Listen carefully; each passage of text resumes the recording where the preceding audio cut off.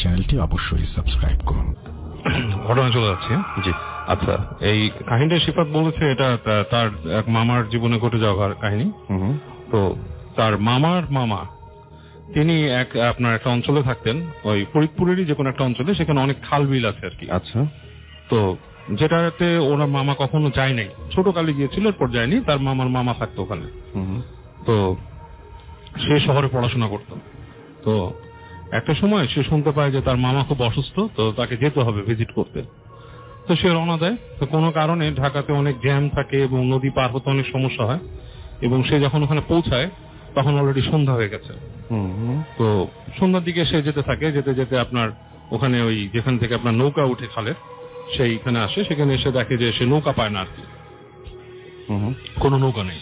তো যেটা করতে হবে, ওই খালের পাশ থেকে, খাল বা বিল বলে ওইখানে, সেটা পাই দিয়ে হাঁটতে হয়। আচ্ছা, তো যখন হাঁটছে সন্ধ্যা থেকে আস্তে আস্তে রাত হলো, তো বললো যে চাঁদ উঠে গেছে তখন আকাশে। তো এরকম একটা সময় অনেক দূর হেঁটে চলে আসে। সেখান থেকে ওদের বাড়ি প্রায় আপনার মানে তার মামার বাড়ি প্রায় 1-2 মাইল। তো ও একসময় একটু কনফিউজড হয়ে যায় রাতের বেলায় আপনার এরকম রাস্তা দিয়ে হাঁটতে হাঁটতে। সে মানে আসলে একটু মানে একটা ধাঁধার মধ্যে পড়ে। প্লাস সে বলছে জোছনাটাও একটা কারণ ছিল ধাঁধায় পড়ার, মানে খুব ডিফারেন্ট টাইপের একটা মানে ভ্রম সৃষ্টি করছিল। তো তার মামা যখন যাচ্ছে, তো যেতে যেতে দেখে যে একটা গাছ ছিল ওখানে, সে বেল গাছ টাইপের একটা গাছ। তো সেখানে সেই গাছের নিচে মানে কান্নার শব্দ আসছে, মনে হচ্ছে যে একটা মেয়ে মানুষ খুব দুঃখে কাঁদতেছে। তো ও যায় হেঁটে, উনি যে মানে ওর মামা হেঁটে হেঁটে যায়, যে দেখে যে আপনার একটা মেয়ে বসে আছে সেখানে, শাড়ি পরা একটা মেয়ে বসে আছে।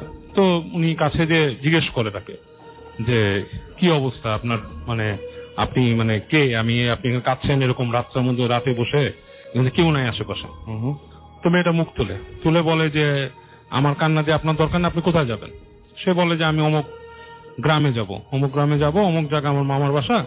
তো আমি নিজেও একটু অসুবিধা হচ্ছে, বাট মেয়েটা দেখা যাচ্ছে যে কাঁদতেছিল, তার মানে আপনার কান্নার যে ব্যাপারটা ছিল, মনে যে কোনো মানে দুঃখে কাঁদে, যেরকম সুরে সে কাঁদতেছিল বেশ বিলাপের মতো, সেটার কোনো ছেড়ে ফোটাবার নাই। তো সে বলে যে মুহূর্তের মধ্যেই। তো সে বলে যে আপনি যাবেন, আসেন চলেন আপনাকে নিয়ে যাই। সে বলে আচ্ছা চলেন। আমার আরো ভালো হলো, রাত্রেবেলা আমি একা যাচ্ছি, আমি রাস্তাও চিনতে পারতেছি না, আর আমার কাছে একটু মানে অসুবিধা লাগতেছিল, বলে চলেন নিয়ে যাই। তো মেয়েটা তার সাথে হাঁটতে থাকে। তো মেয়েটা তার সাথে খুব একটা কথা বলে না, কিন্তু হাঁটছে। তো চিন্তা করে জিনিসটা পরিবেশটা স্বাভাবিক তৈরি করার জন্য কথা বলার চেষ্টা করে, যে একটা প্রশ্ন করে যে আপনি ওখানে কোথায় থাকেন বা কার বাড়িতে যাচ্ছেন। ওর খুব একটা মানে ধারণা ছিল না ওই এলাকা সম্বন্ধে, জানে যে তার মামা থাকে এখানে, এবং মামার আসল বাড়িটা ওই অঞ্চলে না, ওইখানকারই কাছাকাছি কোনো মানে আর কি অন্য জেলায় আর কি, কিন্তু ওইখানে তার মামা সেটেল করছিল কোনো এক কারণে। যাই হোক, তো যেতে যেতে দেখেন মেয়েটা খুব একটা আগ্রহী না আলাপ করতে। তো যেতে যেতে যেতে যেতে তাকে নিয়ে যায় বিভিন্ন মোড় ঘুরে, বাঁক ঘুরে, বাঁশঝাড়ের পাশ দিয়ে। এবং যেটা সে আপনার খেয়াল করতেছিল যে যখন জোছনা পড়তেছে মেয়েটার গায়ে, তখন তাকে মানে কেমন যেন একটু বেশি উজ্জ্বল লাগতেছে, মানে লাইক সে নিজেই গ্লো করতেছে, এরকম একটা ব্যাপার। উনি একটু মানে অ্যাবনর্মালিটি দেখে, বাট অ্যাবনর্মালিটি গায়ে মাখে না আর কি। তো উনি তাকে ফলো করে যেতে থাকে। যেতে যেতে দেখে যে একটা রাস্তার একটা জায়গায় নিয়ে আসে। অনেকক্ষণ হাঁটার পরে ডান দিকে হচ্ছে বাঁশঝাড়, আর বাম দিকে নিচু হয়ে গেছে আর কি, নিচু হয়ে গেছে, যে দেখতেছে একটা বাড়ি। তো বাড়ির মধ্যে কোনো আলো টালো কিচ্ছু নাই, লাইট মানে আপনার কোনো আলো টালো জ্বলছে না বাড়ির ভেতরে। তো নেমে যায়, দেখে মেয়েটাও হেঁটে গেল ওখানে। যে মেয়েটা বলে যে আপনি এখানে দাঁড়ান, বলে মেয়েটা দেখে তার এই পাশ থেকে ঘুরে চলে গেছে, আর কোনো খবর নেই মেয়েটার। উনি অনেকক্ষণ দাঁড়ায় থেকে ভাবে যে আসলে কি হলো, মানে এখানে কি মানে আমি দাঁড়ায় আছি, মেয়েটা কি এই বাসাটাই আমার মামার বাসা, বা মেয়েটা কি নাই, বা কই চলে গেল, এরকম তো যাওয়ার কথা না। আশপাশ যেগুলো তো আমি দেখতাম যে বাসার পিছন দিকটা দেখা যাচ্ছে দূর থেকে, মানে বেশ বড় জায়গা, বাট দেখা যাচ্ছে বাসার পিছনটা দেখা যায়, কেউ বেরোয়নি ওখানে। তো একবার চিন্তা করে বাসার পেছনে কি যাবে যেদিকে মেয়েটা গেছে।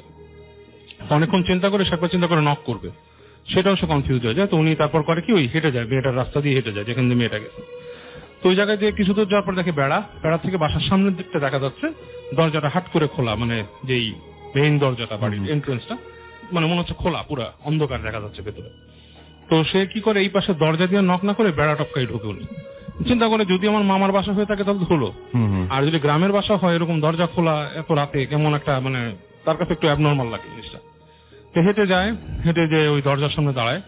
তো তার কাছে মানে কেন মানে গা ছমছম করতে থাকে, মনে হয় যে বাসার ভিতরে কেউ নাই, মানে মানুষের একটা মানে সিক্স সেন্সে কিন্তু মানুষ কিছু বুঝতে পারে, মানুষের ভেতরের একটা অনুভূতিও থাকে, মনে হচ্ছে কেউ নাই। আবার যখন নাকি বাসার ভিতরে ঢুকবে চিন্তা করে, তখন মনে হয় কেউ যদি থাকে, এরকম ফিলিংসে সে করে কি বাসার মধ্যে আপনার ঢুকে স্টেপিং করে। তো যায় যে তখন মনে হচ্ছে যে কেউ নাই, এবং সে তখন আপনার আস্তে করে পকেটে হাত দিয়ে, তার কাছে একটা লাইটার ছিল, রনসন লাইটার, সে সেটা জ্বালার পর দেখে যে ঘরের মধ্যে ওই লাইটারের আলোতে দেখে কিচ্ছু নাই, পুরো ঘরটা ফাঁকা একটা ঘর, এবং ওই ঘরের মধ্যে মানে কিছুই নাই, পুরা মানে ফ্লোরে ময়লা পড়ে রয়েছে, অ্যাবান্ডেন একটা হাউসের মতো। তখন তার মানে খা খা করে ওঠে শরীরটা, এবং তার ঠিক পেছনে যে দরজাটা, ওই সময় মনে হয় কে জানি জোরে একটা নাড়া দিয়ে যায়, কাঠের যে পাল্লাটা, এটা মানে খুব জোরে, মানে কেউ যদি স্ল্যাম করে সেরকম একটা শব্দ হয়। তো সে ওই তার মানে প্রচন্ড সে ভয় পেয়ে যায়, কেঁপে উঠে সে বের হয়ে আসে ঘর থেকে। বের হয়ে এসে সে উঠানে কিছুক্ষণ হতবিহ্বলের মতো দাঁড়ায় থাকে, এবং সে আস্তে আস্তে হেঁটে বের হয়ে আসে। সামনে যে বাঁশঝাড়, সেখানে দেখতেছে অনেক শিয়াল দূর থেকে দাঁড়াচ্ছে, এটা দেখেও সে ভয় পায়, মনে করে যে শিয়াল যদি আমাকে অ্যাটাক করে, এবং সে তখন হাঁটা দেয়, কোনো দিক বিদিক না দেখে হাঁটতে থাকে, হাঁটতে এবং দেখে শিয়ালগুলো তাকে ফলো করতেছে একটা ডিস্টেন্স থেকে। সে একটা বাসায় গিয়ে নক করে চিৎকার করতে থাকে, দরজা খুলেন। তো বাসার ভিতর থেকে মানুষ বের হয়, মধ্যবয়সী লোক, সে গেট খুলে বলে, কি ব্যাপার, ঘুমের চোখ কসলায় যে আপনি এই রাত বিরাতে নিশি রাতে আপনি মানুষ উঠেছেন, কে আপনি? তখন সে বলে যে আমার মামার বাসায় আসছি, আমি অমুক তমক, এই সে, আমার মামা অসুস্থ। বলে অমুক সাহেব আছে, তিনি তো অন্যদিকে থাকেন, এখান থেকে প্রায় অনেক দূর, প্রায় এখান থেকে মানে কয়েক দূরে, উনি তো এখানে না, এটা অমকের অমক নাকি, এরকম তার কিছু পরিচয় দেয়। সে বলে হ্যাঁ, বলে সেই জায়গা না, এখানে আপনি ভুল দিকে আসছেন। তো বলে আমার এরকম এক মহিলা নিয়ে আসছে রাত্রে। কোন মহিলা নিয়ে আসছে? বলে যে এরকম বাসা, এদিকে আসছে। বলে তোর অমক অলক্ষীর বাসা, তো মারা গেছে, ওরা খুঁজে পায় না কেউ। বলে সে মানে খুব একটা মানে তার ভালো ছিল না, মানে গ্রামে কোন একটা শালীর বিচারে তাকে মানে বিচার করা হয়, কিন্তু তার আর লাশ কেউ পায় না খুঁজে। আচ্ছা, এরকম কাহিনী হয়। তো সেটা শোনার পর সে আরো ভয় পায়। তো বলে আপনারা কি নিয়ে আসছে, কি বলেন? ওই লোক তাকে বসায় রাত্রেবেলা থাকতে দেয়, তাদের একটা সামনে কাছারি ঘরের মতো থাকতে দেয়। তো উনি খুব ভয়ে রাত কাটান ওই কাঠ। তারপরে উনি পরদিন যান, যে খুঁজে ওনার মামার বাসা বের করেন, এবং মামাকে বলেন যে এরকম কাহিনী। তো ওনার মামার সাথে কথা বলেন, মামা অসুস্থ, মামার চিকিৎসা করেন, কিছুদিন থাকেন ওই জায়গায়, এবং আলটিমেটলি উনি পরে একটা খবর পান গ্রামের একটা ইয়াং ছেলের কাছে। অনেকে বলে যে আপনি যে রাস্তা দিয়ে আসছেন, যেখানে মেয়েটাকে দেখছেন, ওই গাছের নিচে তার একটু মেরে ওই যে ফেলে দিছিল। আচ্ছা, পানিতে। ওই গাছটা নিচে ওখানকার যে মাতবর বা মেম্বার ছিল, তার ছেলে পেলেরা এই কাজটা করছে। ওকে, এটা অনেকে বলে। তো এবং অনেকে ভয় পায় ওইখানে গেলে, এবং ওইখানেই তাকে ওখানে দেখা গেছিল। অনেক ধন্যবাদ বাবু ভাই, thank you so much. Thank you. আমি দেখতে পাচ্ছি যে খুব ভালো লাগছে, লিখেছেন আমাদের ফেসবুকে রফিক রাজ, লিখেছেন কাল অফিসে ঘুম আসলে আপনাদের খবর আছে নাই। আমাদের এখানে আমাদের টিমের সাথে এসেছেন আহমেদ বাবু, আমরা তার কাছে যাব এবং তার একটা ঘটনা শুনবো। আপনি যে ঘটনাটা বলবেন সেটা কি? আচ্ছা, তার আগে শুনি যে কেমন লাগছে এখানে এসে আপনার কাছে। ভাই ভালো লাগছে, বেশ মানে ডিফারেন্ট টাইপের। কিন্তু আমরা বেশ আসলে সময় পাইনি, আমরা আসলে এসে পৌঁছেছি আপনি জ্যামে পড়েছিলেন, এমন সময় এসে পৌঁছেছেন যে মানে খুব একটা কিছু দেখা হয়নি। তবে যখন নামলাম তখনই বেশ আপনার অন্ধকার লাগছে, মানুষজন খুব একটা স্ক্যাটার্ড মানুষ, আর মানে জায়গাটা সম্বন্ধে বেশ কিছু খুব আশেপাশে বাড়িঘর থাকলেও জায়গায় জায়গায় ফাঁকা স্ক্যাটার্ড অবস্থা, সেটাই। এবং মানে বেশ আপনার একটা ভৌতিক এনভায়রনমেন্ট। আরো যখন শুনলাম যে ঝিলের ব্যাপার, আমরা সবচেয়ে আমার আজব লেগেছে যে ঝিলটা নিয়ে এত কিছু শুনছি, সেই ঝিলটা তো অনেকটাই ভরাট করা হয়েছে, সেই ঝিলের ওপরে দাঁড়িয়ে ইনফ্যাক্ট আমরা কথা বলছি। হ্যাঁ, আমরা এখন সেই ঝিলের ওপরে আছি। সেটাই বললো যে এখানে নাকি ঝিল ছিল, বেশি দিন না, 3-4 বছর আগে কথা। সেটাই। যাই হোক, আমরা যে ঘটনাটা শুনবো সেই ঘটনাটা কোথাকার? এই ঘটনাটা রাসেল ভাই, এটা হচ্ছে আপনার উত্তরবঙ্গ ওই এলাকার, এবং যিনি বলেছেন ঢাকায় থাকে, ঢাকা ইউনিভার্সিটিতে পড়ে। আচ্ছা, শুনি আমরা ঘটনা। আচ্ছা, তো তখন যে বলেছে তার নামটা আমি ছদ্মনাম করে দিচ্ছি, মানে সে বলতে চায় না। আচ্ছা, ধরে নিলাম যে শিউলি নামে একজন এই কাহিনীটা আমাকে বলেছে। তো সে যখন ইউনিভার্সিটির সেকেন্ড ইয়ারে পড়ে, তখন তার একজনের সাথে রিলেশন হয় আর কি। They become good friend, and then they become like boyfriend and girlfriend. এবং বেশ কিছু সময় পারের পথে তাদের রিলেশনশিপ বেশ স্ট্রং হয়, এবং তারা ফিল করে যে আমাদের বিয়ে করা দরকার। বাট ওদের বাসায় মেনে নেয় না জিনিসটা, বাসায় কাউরি মেনে নেয় না। তো ওরা যেটা করে আপনার বাসা থেকে পালিয়ে যায় আর কি, বাসায় পালিয়ে যায় মানে চলে যায় ওখান থেকে। তো চলে যাওয়ার মতো মানে তাদের মানে অ্যাফোর্ডেবিলিটি ছিল না যে ঢাকা শহরে সাস্টেইন করার মতো। তো যেটা হয় যে ওই ছেলের যে মামার বাড়ি ছিল সেটা উত্তরবঙ্গে একটা জায়গায়, সেখানে একটা বাসা, সেখানে মানে ওরা মুভ করে যায় আর কি। এবং মামার বাসাটা, যেটা মামা বিদেশে থাকেন এবং বাসাটা আপনার বেশ খালি অবস্থায় থাকে এবং ওখানে কোনো অ্যাবান্ডেন্ট টাইপের আর কি, মানে কোনো কেয়ারটেকার নেই বাসাটা উঠতে হবে। তো যাক, বাগান বাড়ি টাইপের, গাছপালা আছে, তালা মারা থাকে এবং কোন একজনের কাছে দায়িত্ব আছে সে বাসাটা সপ্তাহে একবার খোলে বা এরকম কিছু একটা। বাসার ভেতরে ওয়েল ফার্নিশড, ফার্নিচার টার্নিচার সব আছে। তো এরকম অবস্থায় ওই বাসাটা যে ওনার বুঝে নেয়, মানে থাকার জন্য ব্যবস্থা করে। তো বেশ দিনের বেলা ওই ওর যে হাজবেন্ড ছিল সে বাইরে যায় কাজকর্ম আরো বিভিন্ন জিনিস খোঁজার জন্য বা তার প্রয়োজনে। ওই শিউলি বাসা থাকতো বেশিরভাগ সময়। তো একদিন দুপুরে, প্রথম দিকেই কিছুদিন পর দুপুরে, তো ঠিক ধরেন 11টা-12টা এরকম একটা সময় ও ছাদে ওঠে। তো ছাদটা ছিল গাছপালা, আশেপাশে বেশ গাছপালা ছিল, মানে ছায়া, একটা বিশাল একটা ছায়াময় পরিবেশ ও জায়গায়। তো ছাদে ঘুরতে ঘুরতে সে ফিল করে যে মনে হচ্ছে তার পেছনে কেউ হাঁটছে। তো ফার্স্ট ফিল করে, যেহেতু সে শহরে মানুষ হচ্ছে, অতটা মানে আপনার ভয় পায় না সহজে জিনিসপত্র, বাসায় কিন্তু সম্পূর্ণ একা থাকার কথা। তো ফিল করে হয়তো এই গ্রামের কোনো মানুষ বা কেউ তার সাথে এসছে। তো পেছন ফিরে দেখে কেউ নাই, বেশ ফাঁকা। তো স্পষ্ট বোধ করে যে ওর পিছনে কেউ হাঁটছিল, মানে কেউ একজন হাঁটছিল। তো যাক, সে আস্তে আস্তে করে কি ছাদ থেকে নেমে চলে আসে বাসার ভেতরে। তো আসার পরে সে আবার শুনতে পায় যে ছাদের ওখানে কথা বলছে কে জানি, মনে হচ্ছে যে একটা ছেলে একটা মেয়ের সাথে কথা বলছে, ফিস ফিস ফিস শব্দ হয়। তো যাক, তখন ওর কাছে একটু অস্বস্তি লাগে এবং ব্যাপারটা সে তার হাজবেন্ডকে বলে আসলে। হাজবেন্ড বলে, ইটস ওকে, এটা তোমার মন ভুল, বা অন্য আশেপাশে কেউ কথা বলছিল, এইসব শব্দ তুমি শুনছো। তো থাকতো ওখানে। তো যতক্ষণ সে আর তার হাজবেন্ডের বাসা থাকতো তেমন কিছু আর কি ওখানে এক্সপিরিয়েন্স করতো না, যেটা মানে ওদের এক্সপিরিয়েন্স হতো না। এই ধরনের কথাবার্তা বা চলাফেরা শব্দগুলো সে পেত যখন সে একলা থাকতো এখানে। তো এবং ওর মধ্যে কিছু পরিবর্তন আসা শুরু করে দেয় থাকতে থাকতে। যেমন সে কিছু মানে অ্যাবনর্মাল অ্যাক্ট করে, অকারণে হাসাহাসি করে, তারপর দেখা যাচ্ছে ব্যবহারেও একটা আচার আচরণে চেঞ্জ চলে পরিবর্তন আসে, যেটা নাকি ওর হাজবেন্ড ধরতে পারে। তো ওর হাজবেন্ড মনে করে যেহেতু ফ্যামিলি থেকে দূরে, সবকিছু থেকে দূরে, তার মধ্যে একটা মানে ডিফারেন্স তৈরি হয়েছে, তার বিহেভিয়ারাল ডিফারেন্স, হ্যাঁ, যেটা নাকি তার পার্সোনালিটিটা ডিফারেন্ট হয়ে গেছে এরকম ভাবে। তো সবচেয়ে আশ্চর্য ব্যাপার যেটা, যে ওর হাজবেন্ড যেটা ফাইন্ড আউট করে যে ও রাতের বেলা একদিন দেখে যে মানে সে বিছানায় নাই আর কি, বিছানায় নাই। তো হাজবেন্ড তাকে খোঁজে আর কি। তো খুঁজতে খুঁজতে যেটা যায়, যে দেখে যে তার ওয়াইফ আপনার ডাইনিং স্পেস, মানে যেখানে ডাইনিং স্পেস একটা খাওয়ার ঘর ছিল সেখানে, সেটার পাশে বসে বসে সে আপনার চাল, যে কাঁচা চাল, সেটা খাচ্ছে, মানে নর্মাল চাল, ভাত না সেটা। তো ও যায় সামনে, যে বলে, কি তুমি কি করতেছো এখানে? দেখে চাল হাতের মুঠে খাচ্ছে। তো তাকে ধাক্কা দেয়, তখন যাতে ঘোর ভাঙে, মানে সে ঘোরের মধ্যে ওখানে বসে বসে চাল খাচ্ছে কটমট কটমট করে। তো হাজবেন্ডের কাছে ব্যাপারটা খুব অড লাগে যে এরকম আচরণ কেন করছে। তো এরকম পরবর্তীতে কয়েকবারই রিপিটেডলি এরকম হতে থাকে। তার আচরণ বিভিন্ন কিছু, ঘুমের ঘরে হাঁটে, ঘরের এদিকে যায় ওদিকে যায়। হাজবেন্ড বেশ চিন্তিত হয়ে যায় ওর মধ্যে চেঞ্জ গুলো কেন আসতেছে।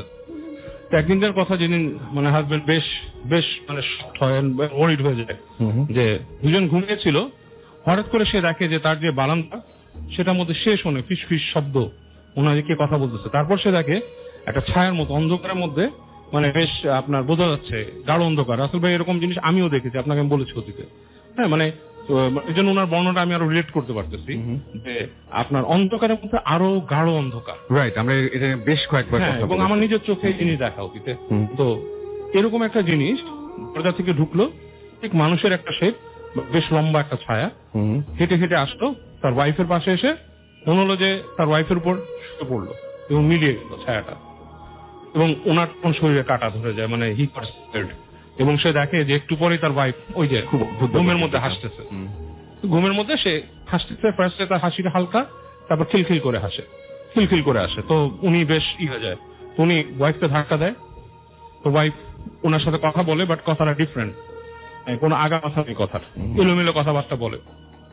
তো উনি ভয় আর তাকে বিরক্ত করে না, শক্ত ভাই ওয়াইফকে জিজ্ঞেস করে, তুমি এরকম করছো? ওয়াইফ বলে, না, আমি করি।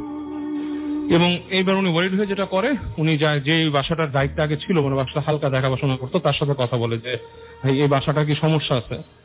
সে বলে যে না, আসলে আপনার চাচা বা মামা যিনি ছিলেন আর কি, তিনি এই বাসাটা কিনছিলেন, এখানকার একজন পুরনো হিন্দু জমিদার ছিলেন, মানে জমিদার টাইপের জমিদার টাইপের একজন লোক ছিলেন, তার বাড়ি। পরবর্তীতে ওনার কাছে বিক্রি করে উনি ভারতে চলে যায়। এবং আসলে মানে আপনার মামা তো বেশি দিন এই বাসা আসতেন না, উনি জাস্ট একটা মানে গ্রামীণ অঞ্চলে একটা প্রতিপত্তি রাখার জন্য করছিলেন। এবং এখানে এই বাসার সাথে একটু দূরে এখানে কিন্তু মন্দিরও আছে। আচ্ছা। এবং উনি কখনো কিন্তু সেখানেও যান নাই, ওটা টেক কেয়ারও করেন নাই, কিছুই করেন নাই। তো অনেক কিছু অ্যাবান্ডেন্ট রাখলে সেখানে অনেক কিছু হয়। তো হইতে পারে ভাই আপনি যেটা করেন, আপনি দোয়া টালা পড়েন বা আপনি কোন একটা হুজুর আনেন বাড়ি মিলাতো। ওই লোক আবার ওই বিশ্বাসী টাইপের ছিল না ছেলেটার, ওর হাজবেন্ড যেটা, সে এগুলা আমলে নেয় না। এনিওয়ে তার ওয়াইফের পাগলামিও যেরকম বাড়ে বিভিন্ন রকমের। এবং সে একদিন দুপুরে তার ওয়াইফকে বাসায় পায় না, খুঁজতে খুঁজতে খুঁজতে খুঁজতে যায় এবং যে দেখে ঠিকই ওই বাসার পাশ দিয়ে ওই আপনার বাগানের মধ্যে পুকুর আছে, ওটার পাড় দিয়ে হেঁটে হেঁটে যায়, ঠিকই দেখে ছোট চাতালের মতো ছিল, সেখানে মন্দির আছে, সেই মন্দিরের কাছে তার ওয়াইফ বসে আছে সিঁড়ির মধ্যে, দুই পা দিয়ে বসে আছে। তো ওয়াইফকে উঠতে যায়, ওয়াইফ উঠে না, তার সাথে ওলট পালট কথা বলে এবং এক সময় তার ওই হুঁশ ফেরে। তুমি কিভাবে আসছো জিজ্ঞেস করে, তখন তো ওয়াইফ বলে যে আমার কাছে কিছু অস্বস্তি লাগে, আমার মনে হয় যে আমাকে ডাকলো, আমি ফলো করে করেছি। কে ডাকলো তোমাকে? মনে হয় মহিলা ডাকলো, আমি ফলো করে করে এখানে আসছি, এরপর আমার কিছু খেয়াল নেই। এই পর্যায়ে ওনার ভয় বেশি লাগে। উনি ওই ওর ওয়াইফের মানে যে কাহিনীটা বলছে, যার নাম বললাম ধরেন শিউলি, শিউলির বড় বোনকে ফোন করে বুঝিয়ে বলে যে আমাদের এই সমস্যা, এই আমরা এখানে আছি এখানে, তো প্লিজ আপনি পারলে কিছু করেন, আপনার বোনকে নিয়ে আমি একটু সমস্যা আছে। তো শিউলির বোন চলে আসে মানে ঠিকানা নিয়ে। আসার পরে সে বলে যে দেখেন আমার বোনের সমস্যা, আপনি অবিশ্বাসী মানুষ, বাট আমি বিশ্বাস করি সম্ভবত তাকে কোন একটা খারাপ কিছু করছে, পজেস করছে। তো সে মানতেই রাজি না, সে বলে না আমি এগুলো করবো না, আমি দরকার ঢাকায় যাবো, আমি কোনো চিকিৎসা করবো। বলে যে আপনি শুনেন, আপনি আমার মতো ডিসিশন নেন, এটা আমার বোন, আপনারা অলরেডি অপরাধ করছেন, বাসায় কিছু না বলে চলে আসছেন। তো এনিওয়ে তারপর যেটা শুনে যে ওনারা ঢাকার থেকেই এক হুজুরকে নিয়ে আসে এখানে, এনে সে হুজুর দেখে বলছে যে সে পজেস্ট। এবং পজেস্ট মানে ওই যে ওই মন্দিরের আশেপাশে কোন একটা মানে খুব এল্ডার জিন থাকতো এবং এই বাসায়ও সে তার চলাফেরা ছিল অনেক আগে থেকে। এবং সে এই মানে এখানে করতে হতো, এখানে আসাতে তারা হয়েছে মানে আপনার ডিস্টার্ব হয়েছে এবং দ্যাট জিন ফলেন ফর ইউর ওয়াইফ, এবং সে তাকে মানে আপনার পজেস্ট করছে। তো যেটা হয় তারপরে সে বলে যে এখানে থেকে কোনো মতো রিচুয়াল করা সম্ভব না, আমার জন্য এই জিনিসটা কঠিন হবে। তো অনেক রিকোয়েস্ট করে আপনি এখানেই করেন, কারণ এভাবে নিয়ে যাওয়া সম্ভব না, তাহলে আপনি এইভাবে নিতেও পারবেন না, আপনাকে বিভিন্ন হার্ড টাইম দিবে, সমস্যা দিবে। তো যাক ওখানে উনি রিচুয়াল করে, ওই মানে আপনার সেই মেয়েকে আপনার বেঁধে টেধে এরকম রিচুয়াল মানে দোয়াটো পড়ে এবং বিভিন্ন কিছু করে। তো এই পর্যায়ে দেখে যে ওই যে মৌলানা সাহেব ওনার খুব কষ্ট হয়, ওনার আপনার ওই হাঁটার সময় ওনাদের একটা পা ব্যাকি মানে বাঁকা করে দিচ্ছে ধরনের জিনিসপত্র। যাই হোক পরে অনেক ইসের পরে ওখান থেকে ছাড়ানো হয়, কিন্তু ওই জিনিসটা তাকে বলে যে এখানে থাকা যাবে না, তোমাকে এখান থেকে চলে যেতে হবে। ওই জিন তাকে বলে তোমায় চলে যেতে হবে। তো মৌলানা সাহেব বলে আমি তো এখান থেকে যাবো না, সেও যাবে না, তুমি যেহেতু এখানে আসছো তুমি তাকে পজেস করছো এবং এটা নিয়ম নেই। আমাদের ওই যিনি হুজুর ছিলেন তিনি এরকম কথা বলছিলেন যে তোমাদের মধ্যে রিলিজিয়নেরও মিল নাই এবং তুমি আরেকটা ডিমেনশনের মানুষ, মানে ডিমেনশনের জীব, এও আরেকটা ডিমেনশনের জীব, তোমাদের মধ্যে সম্পর্ক হতে পারে না। It is prohibited, religiously also prohibited, নিষেধ আছে, একজন একজনের সাথে করা যায় না, যদি যেটা করে সেটা মানে গুনার কাজ এবং ইউ উইল বি পানিশড। এর কিছু প্রসিজার এমনিও আছে এরকম। যাক এই ধরনের কিছু ইডি করে তাকে মোটামুটি সুস্থ করে তোলা হয় এবং আলটিমেটলি তারা ঢাকায় ফিরে আসে। কিন্তু ওই যে শিউলি যার নাম বললাম সে বলে এখনো সে কিছু কিছু জিনিস এক্সপিরিয়েন্স করে। আচ্ছা, সে যেটা বলে যে সে দেখতো তার হাজবেন্ডকে সব সে বলেনি, সে খুব রূপবান একটা ছেলেকে দেখতো, খুব হ্যান্ডসাম একটা ছেলেকে দেখতো এবং সে নাকি এখনো মাঝে মাঝে হঠাৎ হঠাৎ তার আশেপাশে সে ছেলেটাকে দেখে, মানে তার কাছে খুব একটা আসে না বাট সে দেখে ছেলেটাকে।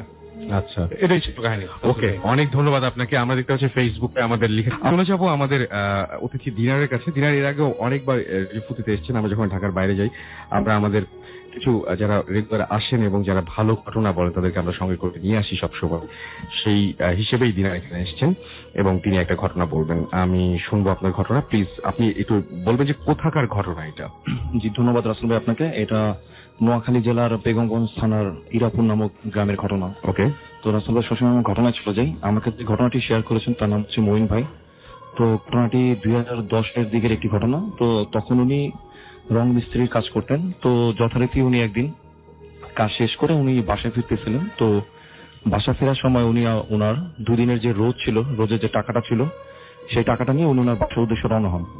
তখন প্রায় বাসার উদ্দেশ্যে রওনা হতে হতে তখন রাত 9টা 9:30 মতো বেজে যায়। তো উনি বাসা যখন আসতেছিলেন তখন উনি আপনার দোকান থেকে চিড়া আর কিছু গুড় কিনে নেন বাসার জন্য। আচ্ছা। তো উনি বাসা দিকে হাঁটতেছিলেন, তো উনি গ্রামের যে পাকা রাস্তাটা ছিল, পাকা রাস্তা ছিল, যখন উনি কাঁচা রাস্তার দিকে হাঁটা শুরু করেন, তো রাস্তাটা বেশ সরু ছিল। তো দুই পাশে আপনার ধানি জমি ছাড়া কিছুই নেই, এবং বাড়িঘর বলতে গেলে বেশ খানিকটা অনেক দূরে দূরে। তো যখন উনি বাসার দিকে হাঁটতেছিলেন তখন ওনার হাতে একটা টর্চ ছিল, আর হাতে ওনার গুড় আর আপনার চিড়ার যে ব্যাগটা ছিল ওটা ওনার হাতে ছিল। তো উনি ওই রাস্তাতে যখন হাঁটতেছিলেন ওই টর্চ নিয়ে, তখন উনি একটা জায়গায় এসে থেমে যান। তো সেই জায়গাটা হচ্ছে যে 4 রাস্তার একটা মোড়। তো উনি লক্ষ্য করলেন যে ওই 4 রাস্তার মোড়ে যে 3টা রাস্তা ওনার সামনে, তো উনি দেখলেন যে 3 রাস্তা দিয়ে 3টা কুকুর এসে ঠিক আপনার ওই মোড়টার মধ্যে এসে দাঁড়িয়ে পড়লো। যখন দাঁড়িয়ে যায় তারা, সেই কুকুরগুলো সেখানে আপনার বার্কিং করা শুরু করলো নিজেরা, এবং তারা মারামারি করতেছিল কুকুরগুলো। তো উনি মানে থেমে যান সেখানে, কারণ হচ্ছে উনি চিন্তা করলেন যদি উনি ওই কুকুরগুলোকে ক্রস করে আগে যেতে চান, তাহলে এমন হতে পারে যে কুকুরগুলো তাকে মানে কামড় দিতে পারে বা আঘাত করতে পারে। তো ওইটা দেখে উনি সেখানে থেমে যান। তো উনি টর্চ দিয়ে আপনার ওই ঢিল উড়ে মারে কুকুরগুলো যাতে সেখান থেকে সরে যায়। তো এটা মার পর যেটা ঘটলো সেটা আরো মানে ভয়ানক একটা অবস্থা তৈরি হয় তখন, যে দেখলেন যে সেই কুকুরগুলো 3টা কুকুর একসাথে তার দিকে আপনার তেড়ে আসলো, এবং কুকুরগুলো অ্যাটিটিউড এমন ছিল যে মনে হচ্ছে যে তার হাতে যে ব্যাগটা আছে সেই ব্যাগটা তারা তার থেকে ছিনিয়ে নিবে, এরকম একটা অবস্থা। তখন উনি বেশ ভয় পেয়ে যায়, এবং উনি তখন কি করবে কিছুই বুঝে উঠতে পারতেছিলেন না। আচ্ছা। ঠিক ওইখানটা থেকে কিন্তু আপনার 25 কি 30 মিটার এরকম হবে, ঠিক সেই মোড়টা থেকে দূরে একটা চায়ের দোকানে কিছু লোক বসে চা খাচ্ছে, এবং উনি দূরের থেকে দেখতে পাচ্ছেন সে লাইটের মধ্যে। তো যখন এই কুকুরগুলো ওনার সামনে এরকম করতেছিল, তখন উনি লক্ষ্য করলেন পিছনে তাকে যে ঠিক দূরের থেকে আপনার ভ্যান বা রিক্সা জাতীয় কিছু একটা আসতেছে সেই রাস্তা দিয়ে, এবং সেটা নিচে হারিকেন জ্বালানো ছিল। আচ্ছা। তো যখন উনি পিছনে ফিরে রিক্সা বা ভ্যানটা দেখেন, তো দেখার পর উনি সঙ্গে সঙ্গে সামনের দিকে তাকান। 2 সেকেন্ড কি 3 সেকেন্ড হবে, উনি লক্ষ্য করলেন যে ওনার সামনে কুকুর কিছুই নেই, একদম সবকিছু সব মানে ভ্যানিশ। তো উনি চিন্তা করলেন যদি স্বাভাবিক যদি কোনো কুকুর হয় রাসেল ভাই, সেখান থেকে যদি চলে যায় ওনার কিন্তু অ্যাটলিস্ট দেখতে পাওয়ার কথা। তো চারপাশে বাসা বাড়ি বলতে কিছুই নেই, ধানি জমি। তো তারা যত দূর যাক দেখতে পাওয়ার কথা। তো উনি বুঝলেন যে এগুলো অথবা কোনো খারাপ কোনো কিছু ছিল। তো উনি সেখান থেকে হাঁটতে ওই চায়ের দোকানটার সামনে আসে। তো চায়ের দোকানটার সামনে এসে উনি জিজ্ঞেস করতে লাগলেন ওই লোকগুলোকে যে আমি যখন চিৎকার করতেছিলাম আপনারা তো কেউ কোনো রেসপন্স করতেছিলেন না, আপনারা কেমন ডাক শোনেন নাই? ওই রাত 9টা 9:30 থেকে কিন্তু অনেক দূর থেকে ডাকলো, কিন্তু শুনতে পাওয়ার কথা। তো তারা যেটা বলে যে তারা নাকি তার কোনো ডাকে শুনতে পায়নি, তার কোনো চিৎকারও তারা শুনতে পায়নি। উনি তো মানে ধরে নেন ওনার সাথে খারাপ কোনো কিছু একটা ঘটছে। তো সেখান থেকেও তার বাসার ডিস্টেন্স ছিল প্রায় 2 কিলোমিটার মতো। আচ্ছা। তো উনি বাসার উদ্দেশ্যে একা রওনা হন আবারও। তো হাঁটার সময় উনি যেটা ফিল করলেন যে কুকুর বা হিংস্র কোনো প্রাণী যদি সামনে থাকে, যে তাদের মুখ থেকে একজন একটা সাউন্ড হয়, গড় করার মতো একটা সাউন্ড মতো বের হয়।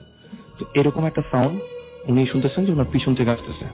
আচ্ছা। এবং মনে হচ্ছে যে তার পিছনে 3-4টা মানে কুকুরের মতো কিছু একটা হবে যারা তার পিছনে হাঁটতেছে।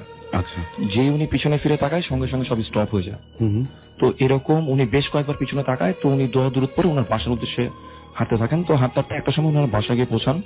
তো বাসায় পৌঁছানোর পর উনি ওনার আম্মাকে সম্পূর্ণ ঘটনাটা খুলে বলেন। তো তার আম্মা যেটা করে যে ওনার হাতে যে চিড়ার যে গুড়ের যে প্যাকেটটা ছিল, তার আম্মা সেটাকে ঘরে নেয়নি, সেটাকে তার আম্মা বাইরে ফেলে দেয়। এবং তিনি যেটা বলে যে এটা তো হয়তো বা কোনো খারাপ জিনিসের নজর পড়ছে, এরকম কোনো কিছু। তো যাই হোক, এই ঘটনার সপ্তাহখানেক পরের যে ঘটনাটা, সেটা হচ্ছে উনি যে ইরাপুর যে গ্রামটার কথা আমি বললাম, সেখানে তার খালার বাসা। তো উনি সেখান থেকে তার গ্রামের দিকে আসতেছিলেন।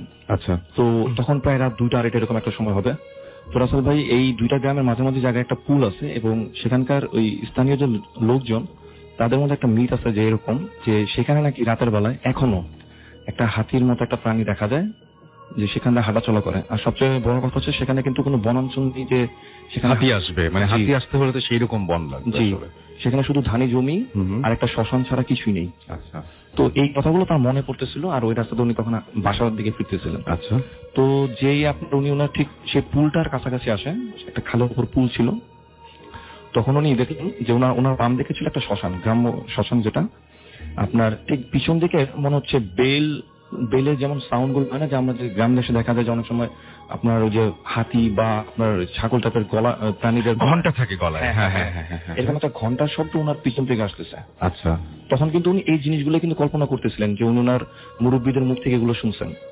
তো রাস্তার পর যখন উনি পিছিয়ে ফিরে তাকায়, তো পিছিয়ে ফিরে তাকানোর পর উনি পুরো স্টাক হয়ে যায় জায়গায়। আচ্ছা। উনি দেখেন দিব্যি একটা হাতির মতো দেখতে একটা প্রাণী, যে কিনা বাম দিকে ক্ষেতের থেকে উঠে রাস্তা ক্রস করে শ্মশানের দিকে যাচ্ছে। এবং আচ্ছা। সবচেয়ে ইন্টারেস্টিং ব্যাপার ছিল সে হাতির কিন্তু মাথার কোনো অংশ ছিল না, মাথার কোনো শেপ ছিল না। আচ্ছা, এবং সেটা ওই জায়গার মানুষজন নাকি এখনো দেখে, সে জায়গার ওই এখনো পর্যন্ত কেউ যদি ইন্টারেস্টেড হন, কেউ যদি দেখতে চান, তাহলে তিনি সেই এলাকায় যেয়ে এটার খোঁজ খবর নিতে পারেন। এবং ইরাপুরে যারা আছে, যারা ঘটনা শুনতেছেন, তারাও গেস করতে পারবেন। আচ্ছা, তো উনি যখন এটা দেখতেছেন, উনি দেখলেন যে সেই জিনিসটা রাস্তার এক পাশ থেকে উঠে জাস্ট শ্মশানের দিকে ঢুকে যাচ্ছে। তো উনি জাস্ট স্টাক হয়ে জিনিস দেখতেছেন। তো একটা সময় আমার কাছে মনে হলো যে হাতিটা হাওয়ার মধ্যে মিশে গেল। আচ্ছা, যে উনি মানে মনে হচ্ছে যে সেটা ভ্যানিশ হয়ে গেল জায়গা থেকে। তো এটা দেখার পর উনি বেশ ভয় পেয়ে যান, কারণ উনি এই ধরনের কথাগুলো কিন্তু ওনার মুরব্বীদের মুখ থেকে শোনে। আচ্ছা, তো এটা দেখার পর উনি জাস্ট ঘুরে সে পুলটার উপরে উঠে। তো পুলটার উপরে ওঠার পর ওনার সাথে যে ঘটনা ঘটে সেটা হচ্ছে এরকম যে ওই পুল থেকে যদি 4-5 জন মানুষ যদি বা বাচ্চা যদি একসাথে পানিতে ঝাঁপ দেয়, সেরকম একটা শব্দ হবে। আর রাতের বেলা তো খুব ক্লিয়ারলি শুনতে পাওয়ার কথা। তো উনি যখন ঠিক সেই পুলটার উপরে উঠেন, ওনার কাছে মনে হলো যে কিছু লোক একসাথে মানে ওনাকে দেখার পর বা উনি পুলে উঠার সঙ্গে সঙ্গে তারা মনে হলো সে পানিতে ঝাঁপ দিল। আচ্ছা। তো এইটা রাসেল ভাই দেখার পর আর বেসিক্যালি আর 2-2:30 বাজে তো কারো এভাবে গোসল করার কথা না। তো উনি মানে ওনার আর কোনো বুঝার বাকি ছিল না যে ওনার সাথে খারাপ কিছু ঘুরতে যাচ্ছে। তখন উনি দৌড় যা পারে সেগুলো পরে মানে সেখান থেকে দৌড় দেয় বাসার উদ্দেশ্যে। তো উনি দৌড়াতে থাকে, ঠিক উনি ওনার বাসার কাছাকাছি যখন আসে, লাস্ট যে ইনসিডেন্টটা তার সাথে ঘটে, তো সেখান থেকে তার বাসার ডিস্টেন্স ছিল 15 মিনিট কি 20 মিনিটের ডিস্টেন্স ছিল তার বাসার। আচ্ছা। তো ওই জায়গাটা আসার পর উনি যেটা দেখে যে ওনাদের গ্রামেরই একটা পাগল মেয়ে সে রাস্তার মধ্যে দাঁড়িয়ে আছে, এবং সেই মেয়েটা কিন্তু এখনো সেখানেই থাকে। আচ্ছা। তো তাকে নিয়েও অনেক কথা আছে যে তাকে নাকি ওই বদজিন ধরে ওই শ্মশানের পাশ থেকেই। তো তাকে অনেক হুজুর দেখানো হয়, সে কিন্তু এখনো সুস্থ হয়নি। তো সে দেখে যে সেই মেয়েটা দাঁড়ানো আছে। আর সবচেয়ে মজার কথা হচ্ছে যে সেই মেয়েটাকে কিন্তু সারাদিন কিন্তু শিকল দিয়ে বেঁধে রাখা হয় বাসায়। আচ্ছা। আচ্ছা। ওনাদের গ্রামে। কিন্তু ইন্টারেস্টিং ব্যাপারটা হচ্ছে যে রাত হলে তাকে কিন্তু আর বাসায় পাওয়া যায় না। শিকল দিয়ে বাঁধা অবস্থা থাকে, কিন্তু রাত হলে তাকে পাওয়া যায় না। তার মানে সে সামহাও বাসার বাইরে চলে যায়। হ্যাঁ, এবং অনেকদিন এমন হয়েছে যে তার বাবা, তার ভাই এবং অনেক সময় মানে গ্রামে যেসব প্রতিবেশী ছিল তারা তাকে বিভিন্ন জায়গা থেকে ধরে নিয়ে আসছে। এবং অনেক সময় এমন হয়েছে যে সে 2-3 দিনের জন্য উধাও হয়ে গেছে। ফিরে আসার পরে তাকে কি জিজ্ঞেস করা হয়েছে যে কোথায় গিয়েছিল? সে নর্মালি কথা অ্যান্সার দিতে পারে, কিন্তু ওইগুলো বললে সে কোনো সময় হাসে বা অন্যরকম মানে বিহেভিয়ার দেয়, মানে অ্যাজ ইউজুয়াল নর্মাল বিহেভিয়ার না। আচ্ছা। তো সে দেখে যে সেই মেয়েটা সেখানে দাঁড়িয়ে আছে রাস্তার মাঝখানে।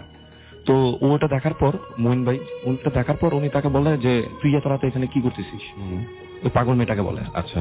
তো মেয়েটা তাকে যেটা বলে যে তোকে তো আমি এর আগে একবার সাবধান করছি, প্রথম যে ঘটনা বললাম উনি এটা মিন করেন। তো আসলে উনি যেটা দেখেন যে মেয়েটা কিন্তু স্বাভাবিক নর্মাল একটা হাইটে ছিল, 5 ফিট 3-4 ইঞ্চি এরকম।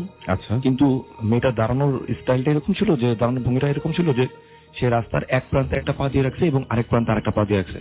ওকে। ঠিক সে দুই দিকে 2টা পা দিয়ে দাঁড়িয়ে আছে।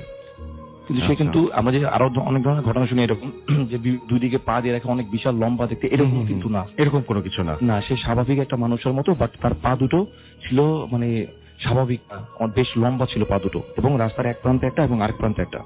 তো সে মেয়েটা তাকে বলতেছে যে তুই যদি বাসা যেতে চাস তাহলে তুই পায়ের নিচ দিয়ে যা। তো ওনার কাছে কিন্তু কোনো ওয়ে ছিল না, কারণ তার এক পাশে ছিল বিশাল বড় বাঁশঝাড় এবং আরেক পাশে ছিল আপনার একটা খাল, যে খালে মানে পানি ছিল না তখন। তো উনি চিন্তা করতেছেন যদি উনি খালের এই দিক দিয়ে উনি বাসার দিকে রওনা হন, তখন ওনারও বাসায় যে মানে যেতে প্রায় আধা ঘন্টার মতো লাগবে। তখন উনি কোনো কিছু বুঝে উঠতে না পেরে মানে যখন উনি সিনারিওটা দেখেন উনি বেশ ভয় পেয়ে যান। আচ্ছা। তখন উনি যেটা করেন যে খালের মধ্যে দিয়ে দৌড় দেন। তারপর কি ঘটে ওনার কোনো কিছু মনে নেই। তো উনি বাসায় না ফেরায় ওনার বাবা ওনাকে ঠিক ফজরের কিছুক্ষণ আগে ওনাকে খুঁজতে বেরোন টর্চ নিয়ে। আচ্ছা। তো তার বাবা তাকে খুঁজতে বেরো, তাকে যে জায়গাটা পায় সেটা হচ্ছে যে জায়গাটা ওই মেয়েটাকে দাঁড়িয়ে থাকতে দেখে তার বাবা তাকে সেই জায়গাটায় রিচ করে। এবং সবচেয়ে ইন্টারেস্টিং ব্যাপার ছিল যে তাকে সেন্সলেস অবস্থা সেখানে পাওয়া যায়, কিন্তু সে যে পাগল মেয়েটার কথা বলতেছিল সেই মেয়েটা তার পাশেই বসা ছিল। আচ্ছা। এবং তার বাবা কিন্তু তাকে আর কোনো কিছু জিজ্ঞেস করে, কারণ তারা জানে যে সে মেয়েটা পাগল এবং তাকে মানে রাতের বেলা বাসা পাওয়া যায় না। তো তাকে কিন্তু সেখান থেকে বাসা আনা হয় এবং তারপর অনেক চিকিৎসা করার পর সে স্বাভাবিক হয়। কিন্তু এই মেয়েটার কিন্তু রাসেলের বর্তমান কন্ডিশন কিন্তু এরকমই, এবং ওই গ্রামে প্রায় সবাই এই ঘটনাগুলোর সাথে ইউজ টু। এই ছিল রাসেল আমার ঘটনা। অনেক ধন্যবাদ আপনাকে, এবং আশা করছি যে দিনারের ঘটনা ভালো লেগেছে। আমরা চলে যাব এই মুহূর্তে ফারনানের কাছে। ফারনান, আপনার ঘটনা শুনি, কোথাকার ঘটনা আগে শুরুতে জানতে চাচ্ছি এটা। হ্যালো লিসেনার্স, আমি ফারনান, আমি পুরান ঢাকা থেকে আসছি।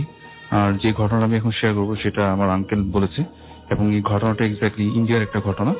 এবং সে যেটা বলে যে এটা অনেক আগের ঘটনা আসলে, মানে যখন আমার আঙ্কেল কলকাতায় বেশ কিছু সময় পড়াশোনা করে এবং ওই সময় তার সাথে মানে আমাদের বাংলাদেশে একটা ছেলে পড়াশোনা করতো, এবং সে যেটা হয় যে কতগুলা ইন্ডিয়ান কতগুলো ছেলের সাথে একটা ম্যাচে থাকে আর কি, ওই সময় অনেক আগের কথা এটা।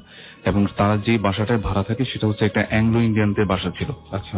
এবং বাসার যে নিচতলায় তারা থাকতো এবং উপরে তলায় থাকতো যে ওই মা এবং ছেলে দুজনই থাকতো মানে উপরের তলায়, এবং তার বাবা ছিল না, এবং ওনারা দুজনই উপরে তলায় থাকতো এবং নিচে কয়েকজন স্টুডেন্ট ভাড়া থাকতো।